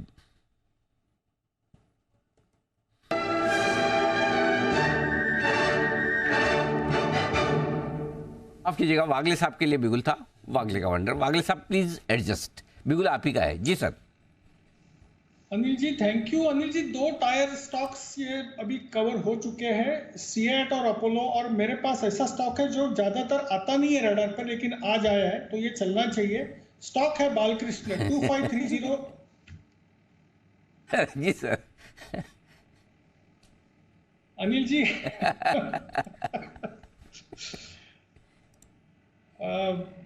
पोजिशनल कॉल है इसमें, 2700 तक का मेरा व्यू है, अभी 2535 का भाव है। आपका स्टॉप लॉस 2500 के नीचे होना चाहिए, 30-35 रुपए की रिस्क होगी। अगर आपको छोटा टारगेट चाहिए तो 2600, 2610 1 से 2 दिनों का व्यू है, लेकिन 4 से 5 दिनों के व्यू से 2700, 720 तक के स्टॉक जा सकता है। रिस्क टू रिवार्ड बहुत ही बढ़िया है एज ए पोजिशनल ट्रेड। 2500 के नीचे मतलब अभी 40 रुपए की रिस्क होगी, और 2700 के लगभग 160 रुपए का रिवॉर्ड है, तो वो लिया तो ज्यादा बेटर है। ओके, ये है आपके लिए खरीदारी करने की राय बालकृष्ण इंडस्ट्रीज में आती हुई आपके लिए। आइए बढ़ते आगे और फोकस करते हैं ऑटो नंबर्स। कल है पहली तारीख। आमतौर पर कुशल को याद रहती है पहली तारीख एक ही वजह से। कौन सी वजह? कुशल सर ऑटो नंबर्स। हाँ बिल्कुल सही कहा। अगर आप ये कहते हैं कि सैलरी की वजह से, मैं बिल्कुल डिस्कार्ड कर देता। हमें से कोई विश्वास ही नहीं करता कि आप सैलरी के लिए 1 तारीख को याद करते हैं। करेक्ट। 1 तारीख को टैंक तो फुल करवाना पड़ता होगा ना। हाँ, इसीलिए ऑटो सेक्टर याद आता करा देते हैं। जी कुशल बताइए, ऑटो सेक्टर पहली तारीख को क्यों याद आता है आपको? सर देखिए, यहाँ पर ऑटो सेक्टर में आप स्पेसिफिकली नंबर्स देखेंगे तो मंथ ऑन मंथ बेसिस पर जिस तरह की रिएक्शन है वहाँ पर तो बहुत ज़्यादा डिफरेंस रहेगा, पर वाई वाई ऑफ कोर्स हम जैसे कंपेयर करते हैं तो उस एस्पेक्ट से अगर आप देखें तो सभी सेगमेंट्स में लार्जली अच्छा प्रदर्शन ही रहने की उम्मीद है। जुलाई महीने में अगर आप स्पेसिफिकली देखें तो मारुति सुजुकी करीबन 7% की ग्रोथ हम यहाँ पर एक्सपेक्ट करके चल रहे हैं 1,87,500 यूनिट्स पर। वहीं दूसरी तरफ M&M आप देखिए, यहाँ पर भी इनके ऑटोमोटिव कारोबार में लगभग 12% की ग्रोथ के साथ 63,000 यूनिट्स पर ये जो है अपने जुलाई महीने की ऑटो बिक्री आंकड़े क्लॉक इन कर सकते हैं। जहाँ तक टाटा मोटर्स का सवाल है, घरेलू पैसेंजर व्हीकल कारोबार में ऑलमोस्ट सुस्त रहने का अनुमान है, -1% की उम्मीद है। इनफैक्ट टू व्हीलर स्पेस से हीरो मोटोकॉर्प अच्छा प्रदर्शन कर सकता है, 11% तक की ग्रोथ यहाँ पर एक्सपेक्टेड है। तो एक बेहतरीन यहाँ पर एक टर्न अराउंड आपको लगातार month on month basis monthly basis पर देखने को मिल रहे हैं। तो 4,95,000 यूनिट्स कंपनी बेच सकती है। जहाँ तक बजाज ऑटो का सवाल है, अभी भी इनके एक्सपोर्ट्स को लेकर थोड़ी सी चिंता बनी हुई है और इसी वजह से यहाँ पर हम टू व्हीलर इनकी जो कुल बिक्री में से टू व्हीलर बिक्री है वहाँ पर 11% की डिग्रोथ एक्सपेक्ट कर रहे हैं और TVS मोटर्स में 4% की ग्रोथ एक्सपेक्टेड है। टू व्हीलर्स इनकी जो टोटल सेल्स के हिसाब से टू व्हीलर में बनती है। जहाँ तक रॉयल एनफील्ड का सवाल है, यहाँ पर इस बारी भी अच्छा प्रदर्शन रहने की उम्मीद है। 33% की ग्रोथ के साथ 74,000 यूनिट्स कंपनी रॉयल एनफील्ड के हिसाब से बेच सकती है। VECV के एंगल से कमर्शियल व्हीकल में 7% की ग्रोथ आइशर दिखा सकता है। अशोक लेलैंड करीबन 8% की ग्रोथ एक्सपेक्टेड है। वहीं दूसरी तरफ टाटा मोटर्स के कमर्शियल व्हीकल स्पेस थोड़ी अंडर परफॉर्मेंस रह सकती है यहाँ पर 12% की डिग्रोथ के साथ। पर दूसरी तरफ ट्रैक्टर स्पेस में M&M और साथ ही एस्कॉर्ट्स, ये दोनों ही बेहतरीन प्रदर्शन इस बारी कर सकते हैं। 12% की M&M में ग्रोथ एक्सपेक्टेड है 26,000 यूनिट्स के साथ और 8,000 यूनिट्स अब एक्सपेक्ट कर रहे हैं एस्कॉर्ट्स बेचेगी 5,360 यूनिट्स के मुकाबले। तो लार्जली ट्रैक्टर स्पेस काफ़ी अच्छा प्रदर्शन कर सकता है। साथ ही टू व्हीलर स्पेस में हीरो मोटोकॉर्प और साथ साथ आपको आइशर मोटर्स के नंबर्स पर नजर रखनी चाहिए, यहाँ पर अच्छा कंपटीशन देखने को मिलेगा। एंड टाटा मोटर्स की तरफ से थोड़ा सा अंडर परफॉर्मेंस इस बार एक्सपेक्टेड है जुलाई महीने में। टाटा मोटर्स से अच्छी परफॉर्मेंस आएगी, थोड़ी सी अंडर परफॉर्मेंस रिलेटिवली। चलिए सिद्धार्थ जी, अभी ऑटो एंसिलरी टायर्स की बात चली रही थी, ऑटो बिक्री के लिहाज से कहाँ पर रखनी है नजर सर? बिल्कुल, कुशल ने एकदम सही अनुमान लगाया है कि हीरो मोटोकॉर्प में हम भी पॉजिटिव है। हमें भी लगता है कि यहाँ से एक अच्छा ट्रैक्शन बिल्ड हो सकता है। साथ ही साथ मुझे एक्सपेक्टेशन काफी बिल्ड हो चुकी है CV स्पेस में अशोक लेलैंड पे। हम मानते हैं कि अशोक लेलैंड के भी नंबर्स बेहतर आ सकते हैं क्योंकि CV स्पेस में ये भी एक अच्छा ट्रैक्शन बिल्ड हो सकता है। तो मैं 2 ही मेन स्टॉक पे अभी नजर रखूंगा, पहला हीरो मोटोकॉर्प और दूसरा अशोक लेलैंड। हीरो मोटो और अशोक लेलैंड यहाँ पर रखनी है आपको नज़र। बिजी होने वाली है हमारी स्क्रीन पिछले आने वाले कुछ मिनटों के लिए, क्योंकि UPL और गेल दोनों के नंबर साथ में आपको आते हुए दिख रहे हैं। UPL स्क्रीन पर पहले आते हुए दिख रहा है, इससे करते हैं शुरुआत। मुनाफा काफ़ी डिसअपॉइंटिंग आया, 272 करोड़ के अनुमान के सामने आपके मुनाफे का आंकड़ा सिर्फ 166 करोड़ का आते हुए दिख रहा है। तो देखेंगे अगर कुछ वन ऑफ आइटम है या कुछ हुआ है जिसकी वजह से मुनाफा इतना कम आपको आते हुए दिख रहा है। हमने भारी गिरावट का अनुमान लगाया था 877 करोड़ से, हम एनीवे 272 करोड़ के मुनाफे का अनुमान लगा रहे थे, बट उसके सामने 166 करोड़ का आपको आते हुए दिखा है। एक तो फॉरेक्स लॉस ये आने का अनुमान है, तो उसकी वजह से मुनाफे पर एक इम्पैक्ट हो सकता है। दूसरा, एक एक्सेप्शनल लॉस भी बाजार यहाँ पर एक्सपेक्ट कर रहा था। तो ऑलरेडी एक्सपेक्टेड था कि मुनाफे में बड़ी गिरावट होगी, बट कुछ ज़्यादा ही गिरावट आती हुई दिख रही है। रेवेन्यू भी आपका अनुमान से कम आते हुए दिख रहा है। 9,511 करोड़ के आय का हमने अनुमान यहाँ पर लगाया था, आपकी आय आती हुई दिख रही है 8,963 करोड़ की, घटकर आई है आय। हमने 12% की गिरावट का अनुमान लगाया था, बट हमारे अनुमान से तो कुछ ज़्यादा ही आय भी गिरकर आ रही है। तो रेवेन्यू का आंकड़ा कम है, मुनाफे का आंकड़ा कम है, कुछ एडजस्टमेंट्स भी हैं, तो हम मुनाफे में गिरावट एक्सपेक्ट कर ही रहे थे, बट अनुमान से काफ़ी ज़्यादा आंकड़ा ये गिरावट वाला आपको आते हुए दिख रहा है। तो UPL डिसअपॉइंटिंग फर्स्ट कट पर तो आपको दिख ही रहा है। इसके साथ गेल के भी नंबर्स आपके आने की तैयारी में। कुलदीप, तो दोनों ही फ्रंट पर नंबर्स कमजोर है UPL के, चाहे वो टॉप लाइन लें चाहे मुनाफे का आंकड़ा लें। और जबकि उम्मीद 12% गिरावट की थी मुनाफे में, उससे भी ज़्यादा गिर कर आए माफ़ कीजिएगा आय में, और मुनाफे में 70% गिरावट की उम्मीद थी, उसके बावजूद और कमाए। तो आप देख सकते हैं नंबर्स काफ़ी कमज़ोर है। बस एक ही बात है कि कुछ शॉर्ट्स ऐसा लगता है सिस्टम में पहले बने हुए थे यूपीएल में, पिछले कुछ दिनों से स्टॉक अंडर परफॉर्म कर रहा था, तो हो सकता है आज स्टॉक अभी तक रुका हुआ है, तो उसके पीछे वजह ये कि थोड़ी शॉर्ट्स बनी हुई आपको दिखेगी। गेल ये आपके सामने आता हुआ दिख रहा है 603 करोड़ से, wow wow what a number, 600 crore से बढ़कर दुगने से ज़्यादा होता दिख रहा है मुनाफा। माय गॉड, 1412 करोड़ का आंकड़ा दिख रहा है। तिमाही दर तिमाही जबरदस्त एक्शन मुनाफे में देखने को मिल रहा है। गेल के नंबर्स बहुत ही शानदार, तोड़फोड़ जबरदस्त आपको नज़र आते हुए दिख रहे हैं। और कोई डिटेल्स? अनुमान अनिल जी 1460 करोड़ का था, तो ऑलमोस्ट अनुमान मुताबिक ये आंकड़ा आपको आते हुए दिख रहा है। रेवेन्यू अनुमान से बेहतर आया है अनिल जी, 32,227 करोड़ का आंकड़ा आया है। हमने 31,330 करोड़ का एक्सपेक्ट किया था। ऑलमोस्ट फ्लैट है, थोड़ा सा रेवेन्यू गिर कर आया, 32,850 करोड़ के सामने आपके सामने ये आंकड़ा आते हुए दिख रहा है, 32,287 करोड़ का। तो थोड़ा अनुमान से कम आया है, बट ऑलमोस्ट थोड़ा अनुमान से बेहतर आया है, बट पिछले साल के मुकाबले, पिछले क्वार्टर के मुकाबले थोड़ा गिरकर आपको आते हुए दिख रहा है। बट हाँ, फर्स्ट कट पर गेल के numbers definitely much better sir than what we are seeing for UPL के थोड़े डिसअपॉइंटिंग। बिल्कुल, और अगर आप लोगों ने सुबह स्टॉक ऑफ द डे के तौर पर गेल लिया तो उन टारगेट्स के नज़दीक है, बिल्कुल 3% ऊपर भी है, नतीजे आ चुके हैं। आप प्रॉफिट बुक कर सकते हैं या फिर अपने स्टॉप लॉस अपने कॉस्ट पर ले आए। स्टॉप लॉस ट्रेल जरूर करें, मुनाफे के सौदे को नुकसान में न जाने दें, और अगर ज़्यादा क्वांटिटी खरीदे तो पार्ट प्रॉफिट जरूर बुक करें, ये मेरी राय। तो गेल में आपके लिए एग्जिट कॉल भी हमारी तरफ से। अब मुनाफा बुक कर रहे हैं? हाँ बिल्कुल, आधा तो कम से कम कर ही लेना चाहिए, और फिर डिटेल में नंबर्स आए उसके बाद देख लें। 4% ऊपर है दीप डील के बाद, तो अच्छा है अपसाइड। तो आपको डे हाई के आसपास है, इंट्राडे में टारगेट हिट हो गए थे। हाँ, इंट्राडे 124 का हाई है, लगभग डे हाई के आसपास है। थोड़ा प्रॉफिट बुक कर ले और रिजल्ट के बाद, या फिर कम से कम अपनी कॉस्ट पे स्टॉप लॉस जरूर ले आए, ताकि आपको नुकसान होने के चांसेस खत्म हो जाएं। ये ध्यान में रखने वाली बात है। डन, ठीक है, बढ़ते आगे और हम कुछ बात करें तब नतीजे आ गए। एमफी, यहाँ पर कुछ बदलाव लागू होने वाले हैं कल से। एमफी की लिस्ट आएगी जिसमें स्मॉल कैप, मिड कैप और लार्ज कैप शेयरों का क्लासिफिकेशन किया जाता है। कौन से शेयर स्मॉल कैप होंगे, कौन से लार्ज कैप होंगे, कौन से मिड कैप होंगे, एक से दूसरी कैटेगरी में कौन से बदलेंगे, इन सब की डिटेल्स लेकर नूपुर हमारे साथ है तैयार बताने के लिए। नूपुर बताइए किस तरह के एडजस्टमेंट कल होने वाले हैं? बिल्कुल सर, एडजस्टमेंट होंगे। ये क्यों इंपॉर्टेंट है वो मैं बता देती हूँ, क्योंकि अगर कोई स्टॉक मिड कैप से लार्ज कैप में आता है तो उस पर फोकस बढ़ जाता है फंड मैनेजर्स का, तो उसमें इनफ्लो आने की एक्सपेक्टेशंस बढ़ जाती है, क्योंकि वो इंडेक्स का भी पार्ट बन सकता है, या जो फंड्स होते हैं उसमें वो आगे चल के आ सकता है। फिलहाल अगर आप देखें तो लार्ज कैप में रहने वाले जो लार्ज कैप का जो कट ऑफ है मार्केट कैप के हिसाब से वो 50,000 करोड़ के आसपास का है। मिड कैप में बात करें तो वही कट ऑफ 17,400 के आसपास का है।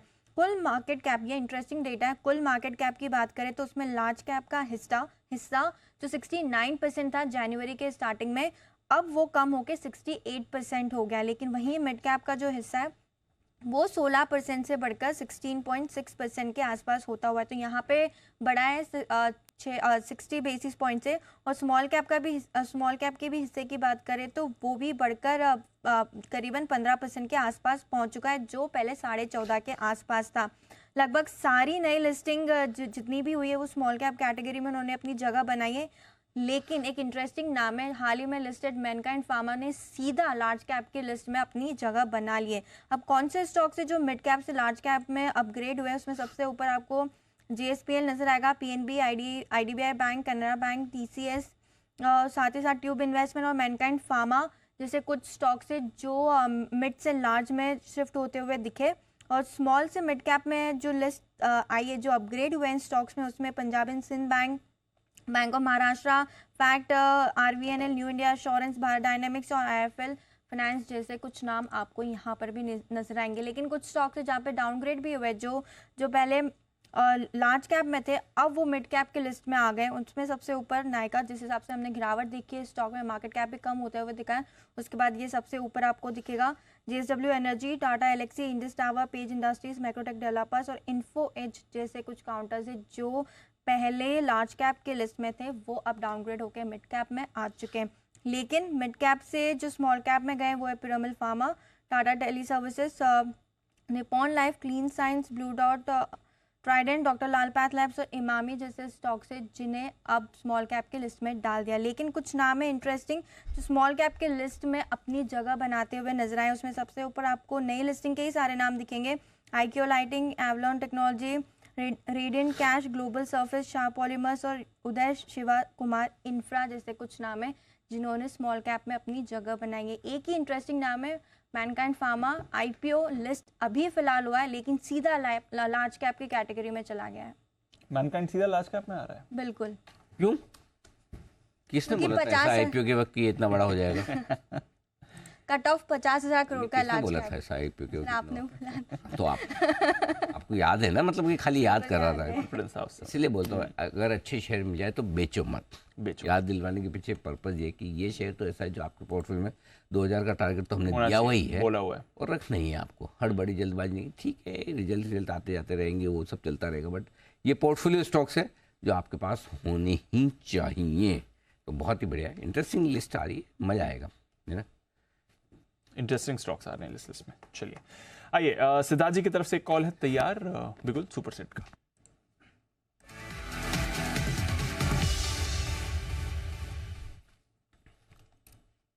बताएं सर। देखिए दीप, ये है ईएमआई, बैंक की ईएमआई नहीं, ये है इलेक्ट्रॉनिक स्मार्ट इंडिया ईएमआई। अच्छी कंपनी। टारगेट पहला आपको रखना है 116 का, 116 का टारगेट रखना है short term electronic smart India EMI पे। और अगर लॉन्ग टर्म रखना चाहे यहां से 8 से 10 महीने के लिए तो 156 के भी टारगेट आ सकते हैं ईएमआई में इलेक्ट्रॉनिक स्मार्ट इंडिया। पहला टारगेट 116 का होगा। Hyderabad based electronic home appliance की कंपनी है जो मैक्सिमम काम करती है आंध्र प्रदेश और तेलंगाना में। 4th largest electronic home appliances की कंपनी है, जहां पे आज आउटलेट अगर देखें तो 92 आउटलेट्स है। FY23 में अच्छे ग्रोथ देखे थे हमने, रेवेन्यू भी 25% से बढ़ के देखा, मुनाफा 18% से बढ़ के आया। और ये कंपनी अब प्लान कर रही है कि एनसीआर में भी फोरे करने की, 5% का मार्केट शेयर रिटेल एक्सपेक्ट कर रहे हैं कि बहुत बड़ा लीड हो सकता है। और हर एक साल में, यानी ये साल में 20 स्टोर नए ऐड करने हैं, आने वाले साल में 20 नए स्टोर इलेक्ट्रॉनिक्स अप्लायंसेस के ऐड करेंगे। बेहतरीन कंपनी और मुनाफा आप उम्मीद रख सकते हैं कि 27% सीएजीआर से ग्रो होगा ईएमआई पे इलेक्ट्रॉनिक स्मार्ट इंडिया। पहला टारगेट होगा 116, वो शॉर्ट टर्म का है। Long term target 156।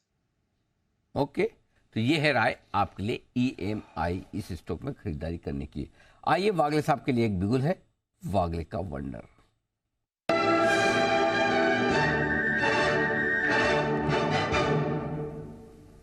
बताएं सर। अनिल जी, श्रीराम फाइनेंस में एक ब्रेकआउट आया है, 1900 का लेवल को इसने ब्रेक किया। अभी 1903-4 के आसपास का भाव है। आप 1890 के स्टॉप लॉस से बाय करें। आपका टारगेट 1930 से 35 का होना चाहिए। 1:2.5 का रिस्क टू रिवॉर्ड मिलेगा। ये मूव शायद कल सुबह के या कल के पहले सेशन में ही आ सकती है। तो ये है राय आपके लिए श्रीराम फाइनेंस में खरीदारी करने की वागले साहब की तरफ से आती हुई। 1890 पर स्टॉप लॉस लगाकर करें खरीदारी। आइए, तैयार है हमारे साथ अरमान बताने के लिए डिटेल्स, और डिटेल्स आ रही हैं सीमेंस पे। क्यों सीमेंस का स्टॉक इतना तेजी से भागा हुआ है, इस पर क्यों है आज इतना एक्शन? अरमान, क्या हो गया? यस सर, क्योंकि सर कुछ टाइम पहले जब इन्होंने ये अपडेट दिया था, क्योंकि इनका जो बिजनेस है लो वोल्टेज और गेयर्ड मोटर्स कारोबार का, उसका उन्होंने बेचने का ऐलान किया था। और वो बेचने वाले थे, अगर आप देखें जो इनकी सीमेंस एजी उनकी सब्सिडरी को ही ये बेचने वाले थे। तो जैसे ये खबर आती हुई दिखी थी तो आपको स्टॉक में अच्छी खासी गिरावट आती हुई दिखी थी। स्टॉक में लगभग 9% के आसपास की जो है गिरावट आती हुई दिखी थी। अभी अपडेट क्या आया है? अभी आया है कि जो शेयर होल्डर्स इनको अप्रूवल चाहिए था, वहां पर शेयर होल्डर ने इसकी मंजूरी नहीं दी है। लगभग 74% जो शेयरधारक हैं उन्होंने इस, अगर आप जो देखें, इस बिक्री के खिलाफ जो है ये वोट देते हुए दिखे। तो उस हिसाब से अब ये डील जो है वो नहीं होगी, इसलिए अब ये पॉजिटिव माना जा रहा है।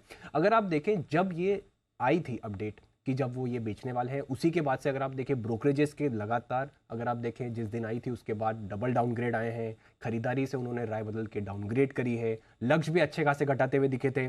और इसका वैल्यूएशंस की अगर आप बात करें तो जिस पे डील होने वाली थी वो लगभग 2200 के आसपास जो है उस पे डील होने वाली थी, जो कि अगर आप रेवेन्यू का अगर आप मल्टीपल देखें तो 2 के आसपास थी। और रिपोर्ट्स क्लियरली ये सजेस्ट कर रही थी कि जो 2200 की डील है ये लगभग अगर आप फेयर वैल्यू देखें तो इसकी 6000 करोड़ के आसपास की है। और क्योंकि ये डील काफ़ी सस्ते में होने वाली थी तो इसलिए वहाँ पर शेयर होल्डर्स को, इन्वेस्टर्स को पसंद भी नहीं आया और अच्छी खासी गिरावट यहाँ पर आती हुई दिखी। और अब क्योंकि अब ये नहीं हो रहा है तो आज शेयर में आपको अच्छी खासी तेजी दिख रही है। तो बाजार खुश है कि ये नहीं हो रही है डील। बिल्कुल। चलिए एक बार सिद्धार्थ जी से भी समझें। सिद्धार्थ जी, सीमेंस सर, शेयर होल्डर्स ने तो मेजॉरिटी में कहा है कि हम ये डील नहीं चाहते हैं, कंपनी को भी अब बैक डाउन करना पड़ेगा, स्टॉक भी आज रिएक्ट कर रहा है इस पर। बिल्कुल, शेयर होल्डर के डिमांड पे अगर बैक डाउन होता है तो डेफिनेटली प्राइसेस अप्रिशिएट होते हैं, अच्छे होते हैं। और Siemens as a company German based parented बेहतरीन कंपनी है और मैं कई सालों से कहते आया हूं कि सीमेंस एक बहुत ही बेहतरीन ब्लू चिप हो सकता है, पोर्टफोलियो स्टॉक हो सकता है। तो भरोसा बिल्कुल बनाए रखे ये जर्मन बेस्ड कंपनी सीमेंस पे। और रेलवेज के ऑर्डर्स दमदार है, फंडामेंटली स्ट्रांग है। अगर आपने ले रखा है तो बिल्कुल बने रहना चाहिए और पोर्टफोलियो स्टॉक है, 1-2 साल के लिए इन्वेस्टमेंट के रूप में रहने दीजिए। तो ये है आपके लिए सीमेंस में खरीदारी करने की राय, लंबे समय के लिए यहाँ पर रहेगा एक्शन। आइए सचिन जी फिर से तैयार है एक और बिगुल सचिन जी के लिए, और लगता है मुझे आएगा बाइकोली क्योंकि डे हाई पर है मार्केट। बिल्कुल 19,750 को पार करते हुए निफ्टी पर और 45,675 आज के सारे टारगेट दीप जो सुबह के दिए थे वो आ चुके हैं आपके लिए। बैंक निफ्टी में थोड़ा सा छोटा सा एक और बचा है 45,725 का, वो भी बैंक निफ्टी पर आ जाएगा थोड़ी देर पे। Almost there. ओके, आइए बिगुल BTS डबल टी।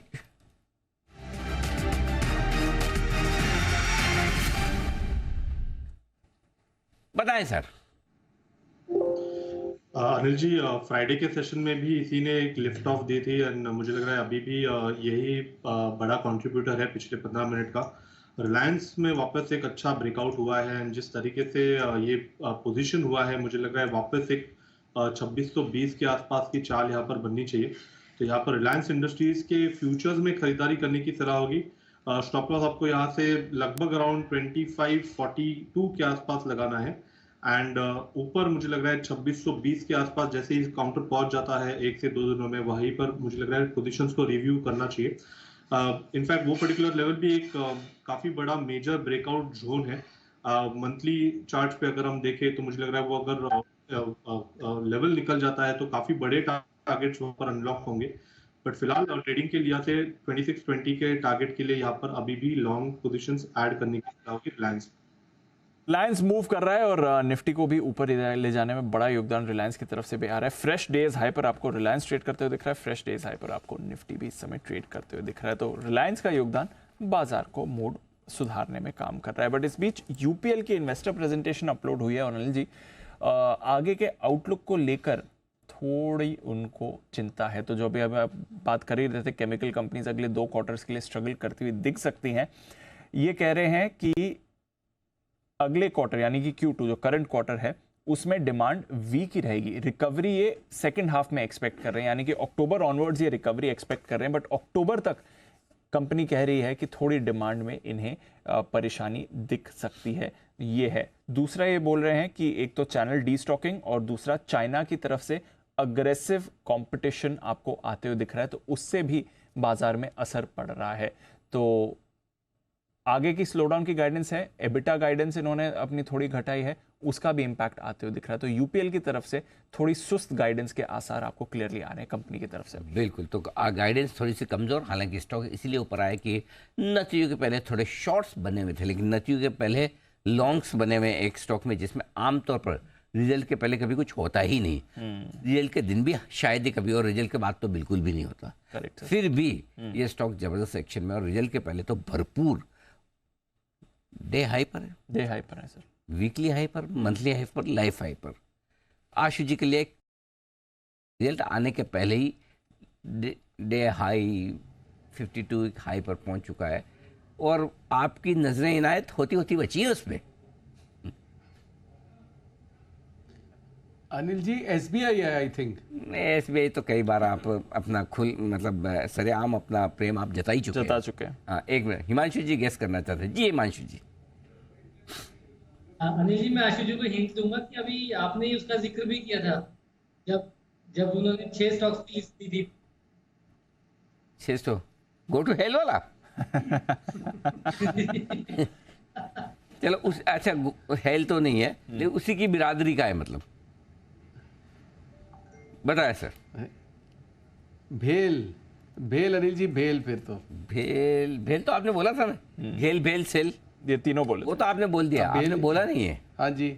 हाँ, इसके अलावा बोला नहीं है ना बोला होता तो फिर तो बात ही क्या थी, फिर तो बात ही क्या थी। सरकारी कंपनी नहीं अनिल जी, फिर नहीं कह सकता। NTPC का भाई। हाँ, भाई तो नहीं मतलब जुड़वा भाई नहीं, मतलब कौन सा, सोतेला भाई टाइप। हाँ, कजिन्स, नो कजिन।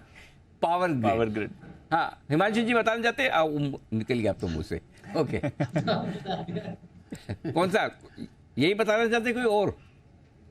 हाँ अनिल जी, जब आपने जुड़वा भाई बोला तो फिर पावर ग्रिड ही आया। ओके, चलिए पावर ग्रिड ये है वो स्टॉक जो तेजी से दौड़ लगा रहा है। बिल्कुल।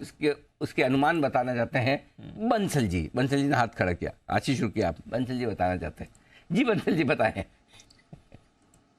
नहीं अनिल जी, मैं बताना चाह रहा हूँ अनिल जी, जब आप हिंट देते हैं ना कि कजन बोलते हैं तो पूरा बोला कीजिए Anil ji. First cousin, second cousin.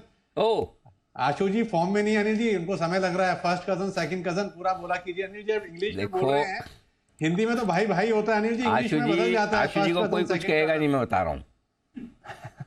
आशु जी शो कर रहे हैं, वही मेहरबानी समझो आप। फॉर्म में नहीं है। गिनने तो 300-400 पॉइंट, देखो फिर कैसे फॉर्म में आते हैं। अरे हर आदमी का मूड माहौल होता है ना यार, ऐसा थोड़ी कि हर आदमी हर वक्त फॉर्म में रहेगा, वैसा थोड़ी है। वो एंकर थोड़ी है, वो एक्सपर्ट है, एग्जैक्टली है ना। तो इसलिए थोड़ा गिनने दो, फिर पता चलेगा। लाओ 19,000, फिर देखो आशीष जी के, फिर आपकी फॉर्म कहाँ जाएगी देखना फिर।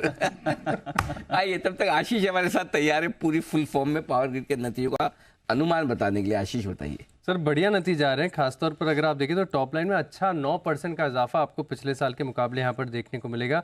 11,860 करोड़ का जो है एस्टिमेट बाजार लगाकर चल रहा है। लेकिन खास बात है कि मार्जिन्स के हिसाब से भी देखें या कामकाजी प्रदर्शन भी तिमाही के दौरान काफ़ी बढ़िया देखने को मिला है। बेटा ग्रोथ जो है करीब 13-13.5% की देखने को मिल सकती है। 10,407 करोड़ के आसपास का जो है बेटा बाजार एक्सपेक्ट कर रहा है।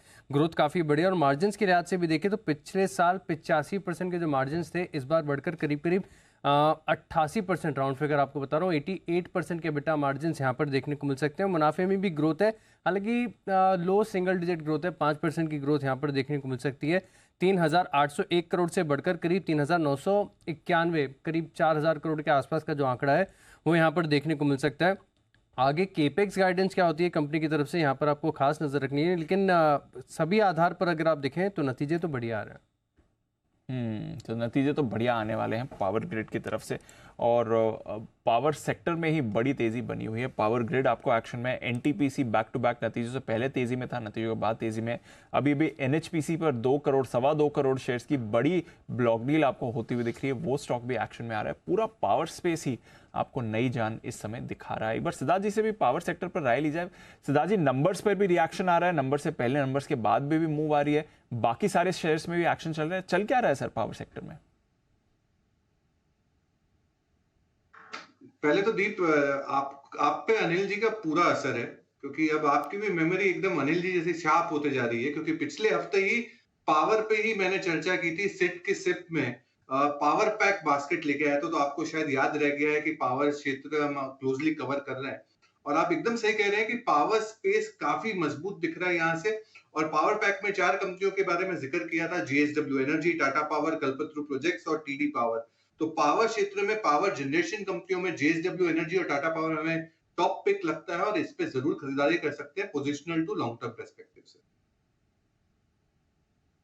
तो ये है आपके लिए पावर सेक्टर जिस पर मूव है। एनएचपीसी पर रखिए नजर, 2.25 करोड़ शेयर के बड़े सौदे इस पर होते हुए दिख रहे हैं। स्टॉक भी आपको मोमेंटम में आते हुए दिख रहा है। पावर सेक्टर पावरफुल, ओह जबरदस्त तेजी चल रही है, जबरदस्त तेजी चल रही है, और चलती और आगे बढ़ती नजर भी आ रही है। आइए बढ़ते आगे। और आजकल आशीष पहले के मुकाबले में बहुत ज़्यादा काम करने लगे हैं। अभी आपको पावर ग्रिड के अनुमान भी बताएं। कल ही आई मीन शुक्रवार को सीरीज के पहले दिन ये आईबुल हाउसिंग को बैन में भी घुसा लाए और आज फिर से आ गए हैं अपडेट देने के लिए। तो बिगुल के साथ आशीष का बैन से बेनिफिट के लिए स्वागत।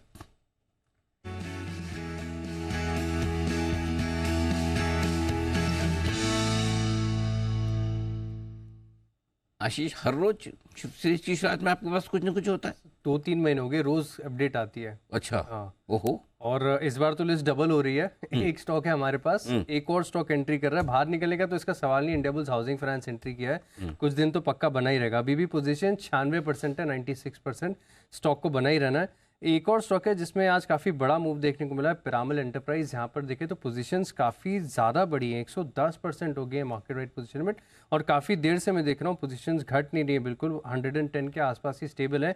95% के आंकड़े को क्रॉस कर लिया है। तो आपके पास दो स्टॉक होंगे, एक इंडियाबुल्स हाउसिंग फाइनेंस 96% के साथ और दूसरा है पिरामल एंटरप्राइज जहाँ पर 110% है market wide position limit. Indiabulls और कुछ और पिरामल एंटरप्राइज ये भी आने वाली तैयारी है। आज वैसे भी देखा नतीजों के बाद बड़ा ब्रेकडाउन इसमें आया भी। एक बार सचिन जी से जरा ट्राई भी ले लें एक बार पिरामल एंटरप्राइजेस पे। सचिन जी जरा देखें, बैन में भी आने की तैयारी में पिरामल। दीपांशु, यहाँ पर एक काफी अच्छी ऑलरेडी अपमूव ट्रिगर हुई थी, उसके पैटर्न टारगेट्स 1100 के आसपास के प्लेस्ड है एंड वहां से ही वापस एक करेक्शन आ रहा है। तो मुझे लग रहा है ये करेक्शन कहीं जाकर अब्जॉर्ब हो जाना चाहिए। लगभग 960 के आसपास एक अच्छा ड्यूरेबल सपोर्ट है। तो अगर थोड़े से यहाँ से स्लिपेजेस होते भी है तो मुझे लग रहा है वहां पर थोड़ी सी प्राइस में वापस स्टेबिलिटी होगी एंड स्टॉक थोड़ा सा यहाँ पर रेंज बाउंड हो सकता है अगले कुछ हफ्तों के लिए। सो ऑन द डिक्लाइन मुझे लग रहा है 960 एक अच्छा लेवल होगा जहां पर स्टॉक में वापस खरीदारी की जा सकती है। स्टॉप लॉस 930 के आसपास आपको प्लेस करना पड़ेगा, but on the higher side 1100 का हर्डल मुझे लग रहा है थोड़े हफ्तों के लिए शायद इंटैक्ट होगा। सो एक अच्छा मीन रिवर्जन प्ले की अपॉर्चुनिटी बन सकती है on the lower and. Okay, ये है आपके लिए पिरामल जिस पर आपको रखनी है नजर रखनी है। हिंदुस्तान कॉपर पर 10% के सर्किट पर ये काउंटर आपको दिख रहा है वायदा कारोबार के। बहुत ही बड़ी छलांग इस काउंटर ने आज लगाई है। सुबह से हमारे रेडार पर था, पूरे मेटल स्पेस में हमने देखा सुबह से एक बड़ी रैली बनी हुई है, बट हिंदुस्तान कॉपर आज का क्लियर आउट परफॉर्मर आपको आते हुए दिख रहा है। जबरदस्त मोमेंटम में ये काउंटर आया है। बहुत बढ़िया मूव है। बिल्कुल। आइए बिगुल है एक दो, पहले तो गुप्ता साहब तैयार हैं, जरा गुप्ता साहब के लिए बिगुल। हिटमैन हिमांशु।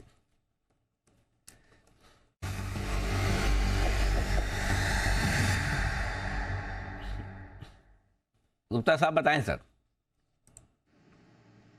सर टाइटन में BTST करके चलने की सलाह है। एक अच्छे रनअप के बाद स्टॉक ने एक डिसेंट करेक्शन साइकिल पूरी करी है और अब सपोर्ट्स के आसपास आता हुआ नजर आ रहा है। और आज की जिस तरह की प्राइस परफॉर्मेंस है, जिस तरह का ओपन लो सेम था, उसके बाद जबरदस्त तेजी सुबह से ही देखने को मिली है। मुझे लगता है टाइटन में यहाँ से रिकवरी बनती हुई नजर आएगी और आने वाले 1 से 2 दिनों में एक अच्छे गेंस बनते हुए नजर आ सकते हैं। तो 3020 के आसपास फ्यूचर्स में लेवल्स हैं, करंट लेवल्स पे खरीदारी करेंगे। 3005 का स्टॉप लॉस मेंटेन करेंगे। अपसाइड में 3045 रुपए का पहला टारगेट और 3100 रुपए का दूसरा टारगेट टाइटन में आता हुआ नजर आ सकता है। टाइटन में खरीदारी करने की राय हिमांशु गुप्ता साहब की आती हुई बहुत ही बढ़िया। और इस बीच नितिन मुरारका साहब की तरफ से भी आ रहा है अपडेट। उन्होंने कहा कि भाई 19,700 का जो कॉल ऑप्शन उन्होंने 90-91 में खरीदने की राय दी थी वो पहुंच चुका है 121 पर। एंजॉय योर लाइफ, 95 में उन्होंने दिया था। एंजॉय योर लाइफ 121 पर पहुंच चुका। Wonderful, very nice. Day high पर निफ्टी बैंक निफ्टी आपको नजर आएंगे, जैसा कि सुबह अंदाजा था हमारा कि आज मजबूत रहेगा बाजार। आज इंडेक्स की मूव बढ़िया पकड़ी सर, बहुत बढ़िया इंडेक्स लेवल्स दिए थे खरीदारी के, बढ़िया। सपोर्ट भी शुरुआत के 15 मिनट में वहीं पे लिया, जो कल पैनिक में जिनको सुबह सुबह बेचना था बेच गए, और बाकी जिन्होंने खरीदा वो लाइफ एंजॉय करना है। और ऐसी ही लाइफ एंजॉय करना चाहते हैं हमारे एक और मेहमान वागले साहब, वागले का वंडर।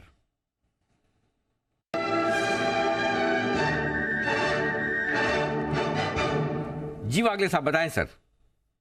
अनिल जी, BTST करके जाना है। LNT में 2670 का करंट भाव है। मुझे लगता है ये 2720-730 तक आपको कल के दिन में तक की मूव दे सकता है। एक 50 रुपए की मूव मैं एक्सपेक्ट कर रहा हूँ कल के दिन में। आपका स्टॉप लॉस 2650 के नीचे का होना चाहिए। एक 17-18 रुपए का रिस्क है। बढ़िया। LNT के फ्यूचर्स में भी एक ही स्टॉक लोगों को कमजोर लग रहा था रिजल्ट के बाद, ये भी अब चल पड़ा। बिल्कुल सर। ओके, यहाँ पर आपको रखनी है नजर। LNT पर मूव आ रही है तो बाजार के कुछ दिग्गज भी योगदान दिखाने की तैयारी में आपको दिख रहे हैं। कुछ और नतीजे भी आने वाले हैं जिस पर हमें करना है फोकस। एक्चुअली आज नतीजों की लंबी लिस्ट लंबी लिस्ट है, बहुत सारे आने बाकी आए, कहाँ थोड़े से आए। एस्कॉर्ट्स के भी आने वाले हैं। हाँ, वागले साहब से बात भी करनी है। एस्कॉर्ट्स के और क्यूबेटा के दोनों के नतीजे आएंगे। बताएं दोनों का क्या है अनुमान, कुशल? बिल्कुल सर, तो दोनों का कंबाइंड ही मैं अनुमान बता देता हूँ। मतलब ये ऐसा अलग अलग नहीं है जैसे लक्ष्मीकांत प्यारेलाल, हाँ, जतीन जावेद, सलीम ऐसे, भप्पी लहरी ऐसे। एस्कॉर्ट्स क्यूबेटा नहीं, एक ही है अभी एक साथ मान लीजिए पीवीआर आइनॉक्स भी तो सर। अच्छा वैसा है, ओके बताइए अनुमान। बिल्कुल, तो एस्कॉर्ट्स कुबोटा यहाँ पर नंबर्स काफ़ी बेहतरीन आते हुए दिख सकते हैं। करीबन 12% की ग्रोथ हम रेवेन्यू फ्रंट पर एक्सपेक्ट करके चल रहे हैं, क्योंकि कंपनी की जो ट्रैक्टर वॉल्यूम्स है वहाँ पर 4% की बढ़त का अनुमान के साथ 27,955 यूनिट्स कंपनी बेच सकती है। जहाँ तक कंपनी के कामकाजी मुनाफे का सवाल है, करीबन 22% की ग्रोथ, 245 करोड़ ये आंकड़ा देखने को मिल सकता है। और कंपनी की मार्जिन 10% से 11% हम एक्सपेक्ट कर रहे हैं। और मुनाफे के लिहाज से तो 44% की ग्रोथ 212 करोड़ पर कंपनी रिपोर्ट कर सकती है। इनफैक्ट कंस्ट्रक्शन इक्विपमेंट और रेलवे सेगमेंट से जुड़े हुए जो कारोबार है इनके, वहाँ पर भी अच्छी ग्रोथ एक्सपेक्टेड है। और लागत खर्च कम होने से सीधा फ़ायदा इनके कामकाजी मुनाफे पर आता हुआ दिखेगा। हालांकि अन्य आय में भी थोड़ी बढ़त हम एक्सपेक्ट करके चल रहे हैं। 70 करोड़ पर कंपनी अपनी अदर इनकम भी रिपोर्ट कर सकती है। But largely all in all हर एक पैरामीटर अगर आप जज करेंगे तो नंबर्स के लिहाज से तो एस्कॉर्ट्स कुबोटा में काफ़ी अच्छा प्रदर्शन की उम्मीद लगाकर चल रहा है बाजार। ओके, तो अच्छी ग्रोथ की उम्मीद बाजार लगाकर चल रहा है। अभी ऑटो सेल्स के बारे में हम बात कर ही रहे थे। एक चार्ट चेक भी हो जाए वागले साहब की तरफ से। वागले साहब, एस्कॉर्ट्स कुबोटा इंपॉर्टेंट लेवल्स क्या हैं सर, बताएं इसके लिए। दीपांशु, एक्चुअली इसमें एक ब्रेकआउट ऑलरेडी 2400 के आसपास आया है।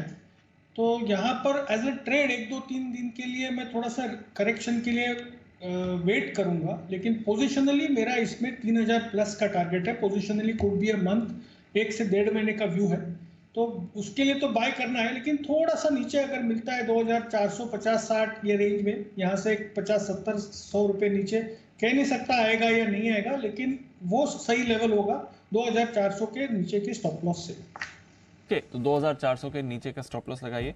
एस्कॉर्ट्स कुबोटा पर रखिए नजर, इस पर आपको एक्शन बनते हुए दिख सकता है।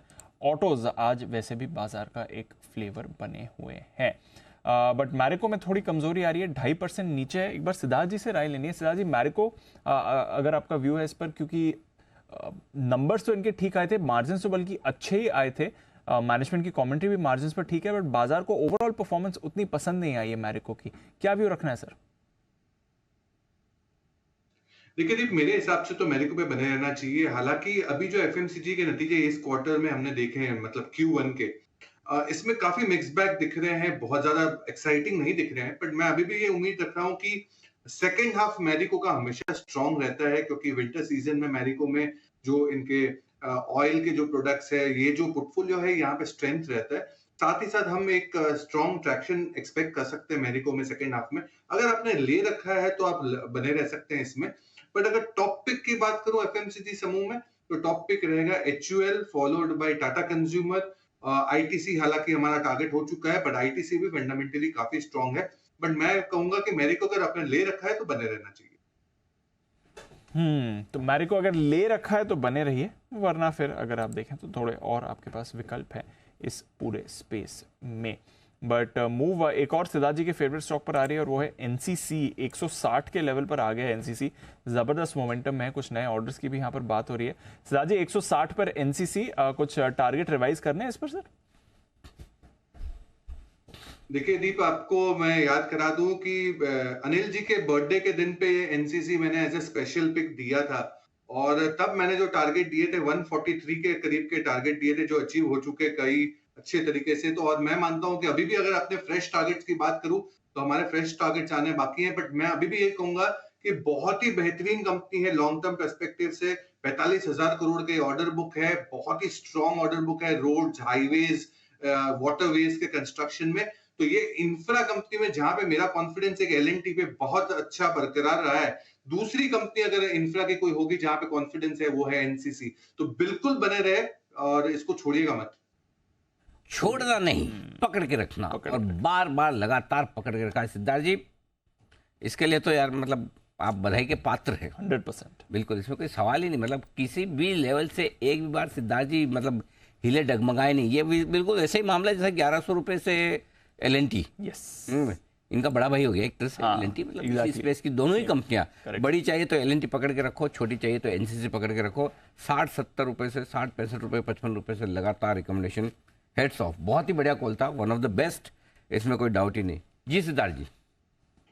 इसीलिए अनिल जी आपके बर्थडे के दिन दिया था, क्योंकि मेरा हाई कन्विक्शन था और आपके बर्थडे के दिन वैसा ही तोहफा देना चाहिए जो सुपर कन्विक्शन हो, इसीलिए एनसीसी रेकमेंड किया। 2 जून क्या भाव था सर उसमें? सर उस दिन का भाव अगर मैं बोलूं तो 115 के करीब, 120 के करीब था। क्या बात है, वाह। 2 जून 2 जुलाई 2 महीने 2 महीने भी नहीं हुए मेरी बर्थडे को। मतलब वाह, कमाल है। 2 महीने में 120 वाला 160, बहुत ही बढ़िया, एक्सीलेंट। आइए बढ़ते आगे और 3-20 वाली स्ट्रेटजी कर ली जाए। लेते हैं, बिल्कुल तैयार है? बिल्कुल, आइए अनिल जी का व्यू।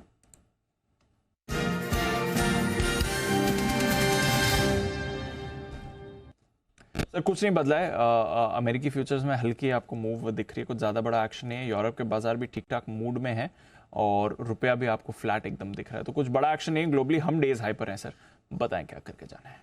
दीप वैसे मेरा तो व्यू ठीक ही है, फ्रेश खरीदारी के लिए कल कर लें, क्योंकि आजकल ओवरनाइट पोजीशन रखने वालों को मार्केट बहुत रिवॉर्ड नहीं कर रहा है। Yes, sir. और स्पेशली लॉन्ग पोजीशन रखने वालों को, क्योंकि नेक्स्ट डे आपको या तो फ्लैट या थोड़ा नीचे मिल जाता है, तो जब अगर गैप से ना खुले तो ओवरनाइट पोजीशन रखना ही क्यों फिर? करेक्ट। मतलब 50-100 पॉइंट गैप से खुले तब तो मजा है ना। Yes, sir. अगर 5-25 पॉइंट के लिए कौन ओवरनाइट पोजीशन रखता है? Correct. तो ओवरनाइट पोजीशन रखने के लिए कुछ नहीं, जो है वो आप रखो। बाकी दिन के टारगेट मेरे तो सारे आगे भाई साहब, ठीक है। मेरा दिन का टारगेट 775 का फाइनल था, 768 पे डे हाई पर ट्रेड कर रहा है, एकदम डे हाई का यही पॉइंट है, बिल्कुल एवरेस्ट पीक आज का। यस सर, यहाँ पर ट्रेड कर रहा है। बैंक निफ्टी 700, 725, 695 मार चुका है, लगभग उसी के आसपास है। सो आई थिंक अगर कोई डे ट्रेडर है प्रॉफिट बुक कर लीजिए। पोजिशनल ट्रेडर हैं, आप अपना पोजीशन कैरी करिए। फ्रेश खरीदना है नहीं, हेज करना है थोड़ा कर ले तो बेहतर है। जैसे कि 19,700 का या 19,650 का पुट ले लिया, बैंक निफ्टी में 45,500 का पुट ले लिया, ये रख कर आप अपनी लॉन्ग पोजीशन बनाए रख सकते हैं। शॉर्ट पोजीशन वालों को अभी तक स्टॉप लॉस ट्रिगर करने का कोई उनका भी संकेत नहीं है, ऐसा कोई क्लोजिंग नहीं हो रही कि उनकी शॉर्ट है तो वो काट ले। सो स्टेटस को for both the traders, long and short. God. जय ठक्कर हमारे साथ जुड़ चुके हैं, करते हैं उनका स्वागत। कैश का ऑप्शन।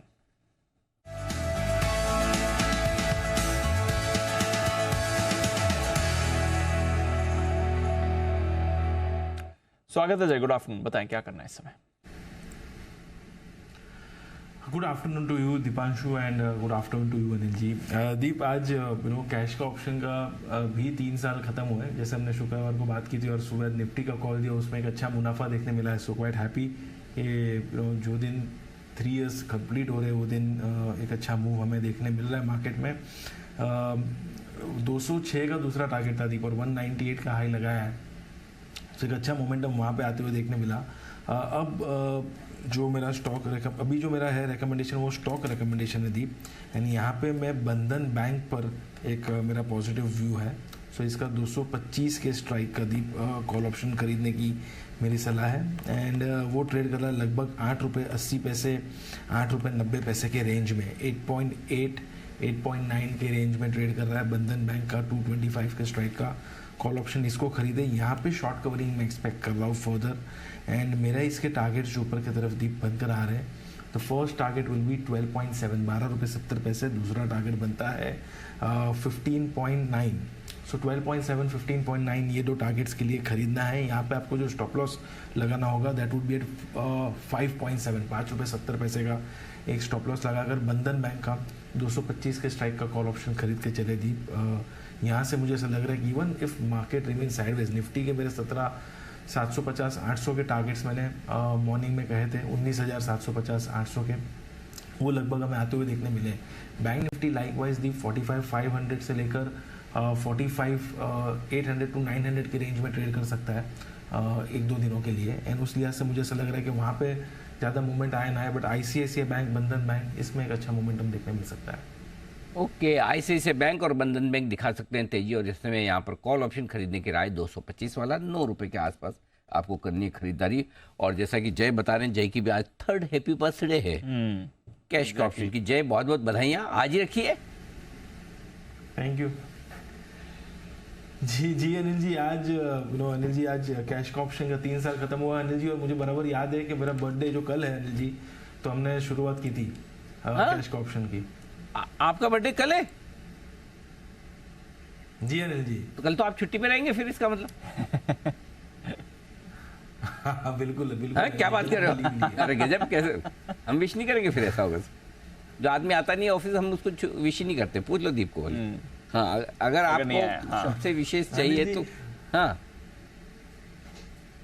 फोन पे जोड़ सकता हूँ अनिल जी। बिल्कुल, ऐसा थोड़ी होता है। आप चाहे तो शेर खान से छुट्टी ले लो। शो में आना तो पड़ेगा। एक मिनट जरा, एक बार सारे मैं अकेला डिसीजन नहीं लूंगा, जरा पूरा पैनल को पूछ ले भाई कि क्या बर्थडे पर जय को छुट्टी दी जानी चाहिए? कौन इसके फेवर में छुट्टी दी जानी चाहिए? हाँ करने वाले कोई है तो हाथ खड़ा करे।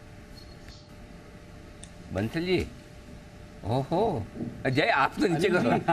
नहीं अनिल जी, मैं कुछ और कहना चाह रहा हूँ अनिल जी। इंटरेस्टेड पार्टी जय, यू कांट वोट। हाँ, और मैं भी नहीं कर रहा। चलो मैं भी डिसीजन देने वाला। चलो हाँ, एक मिनट, बंसल जी क्या कह रहे हैं? जी बंसल जी।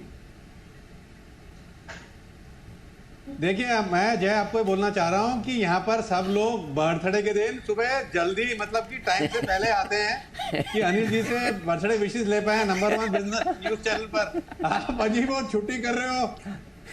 ये आशु सर, यहाँ पे तो पेनल्टी लगानी चाहिए। और मतलब कि देखो, सिदानी से तो कोई उम्मीद है नहीं हमें कि वो जर्मनी वगैरह ले जाएंगे। आपको तो कभी पकड़ लिया हमने, तो कोई पार्टी ले लेंगे खतरनाक वाली। अच्छा जी आशु सर।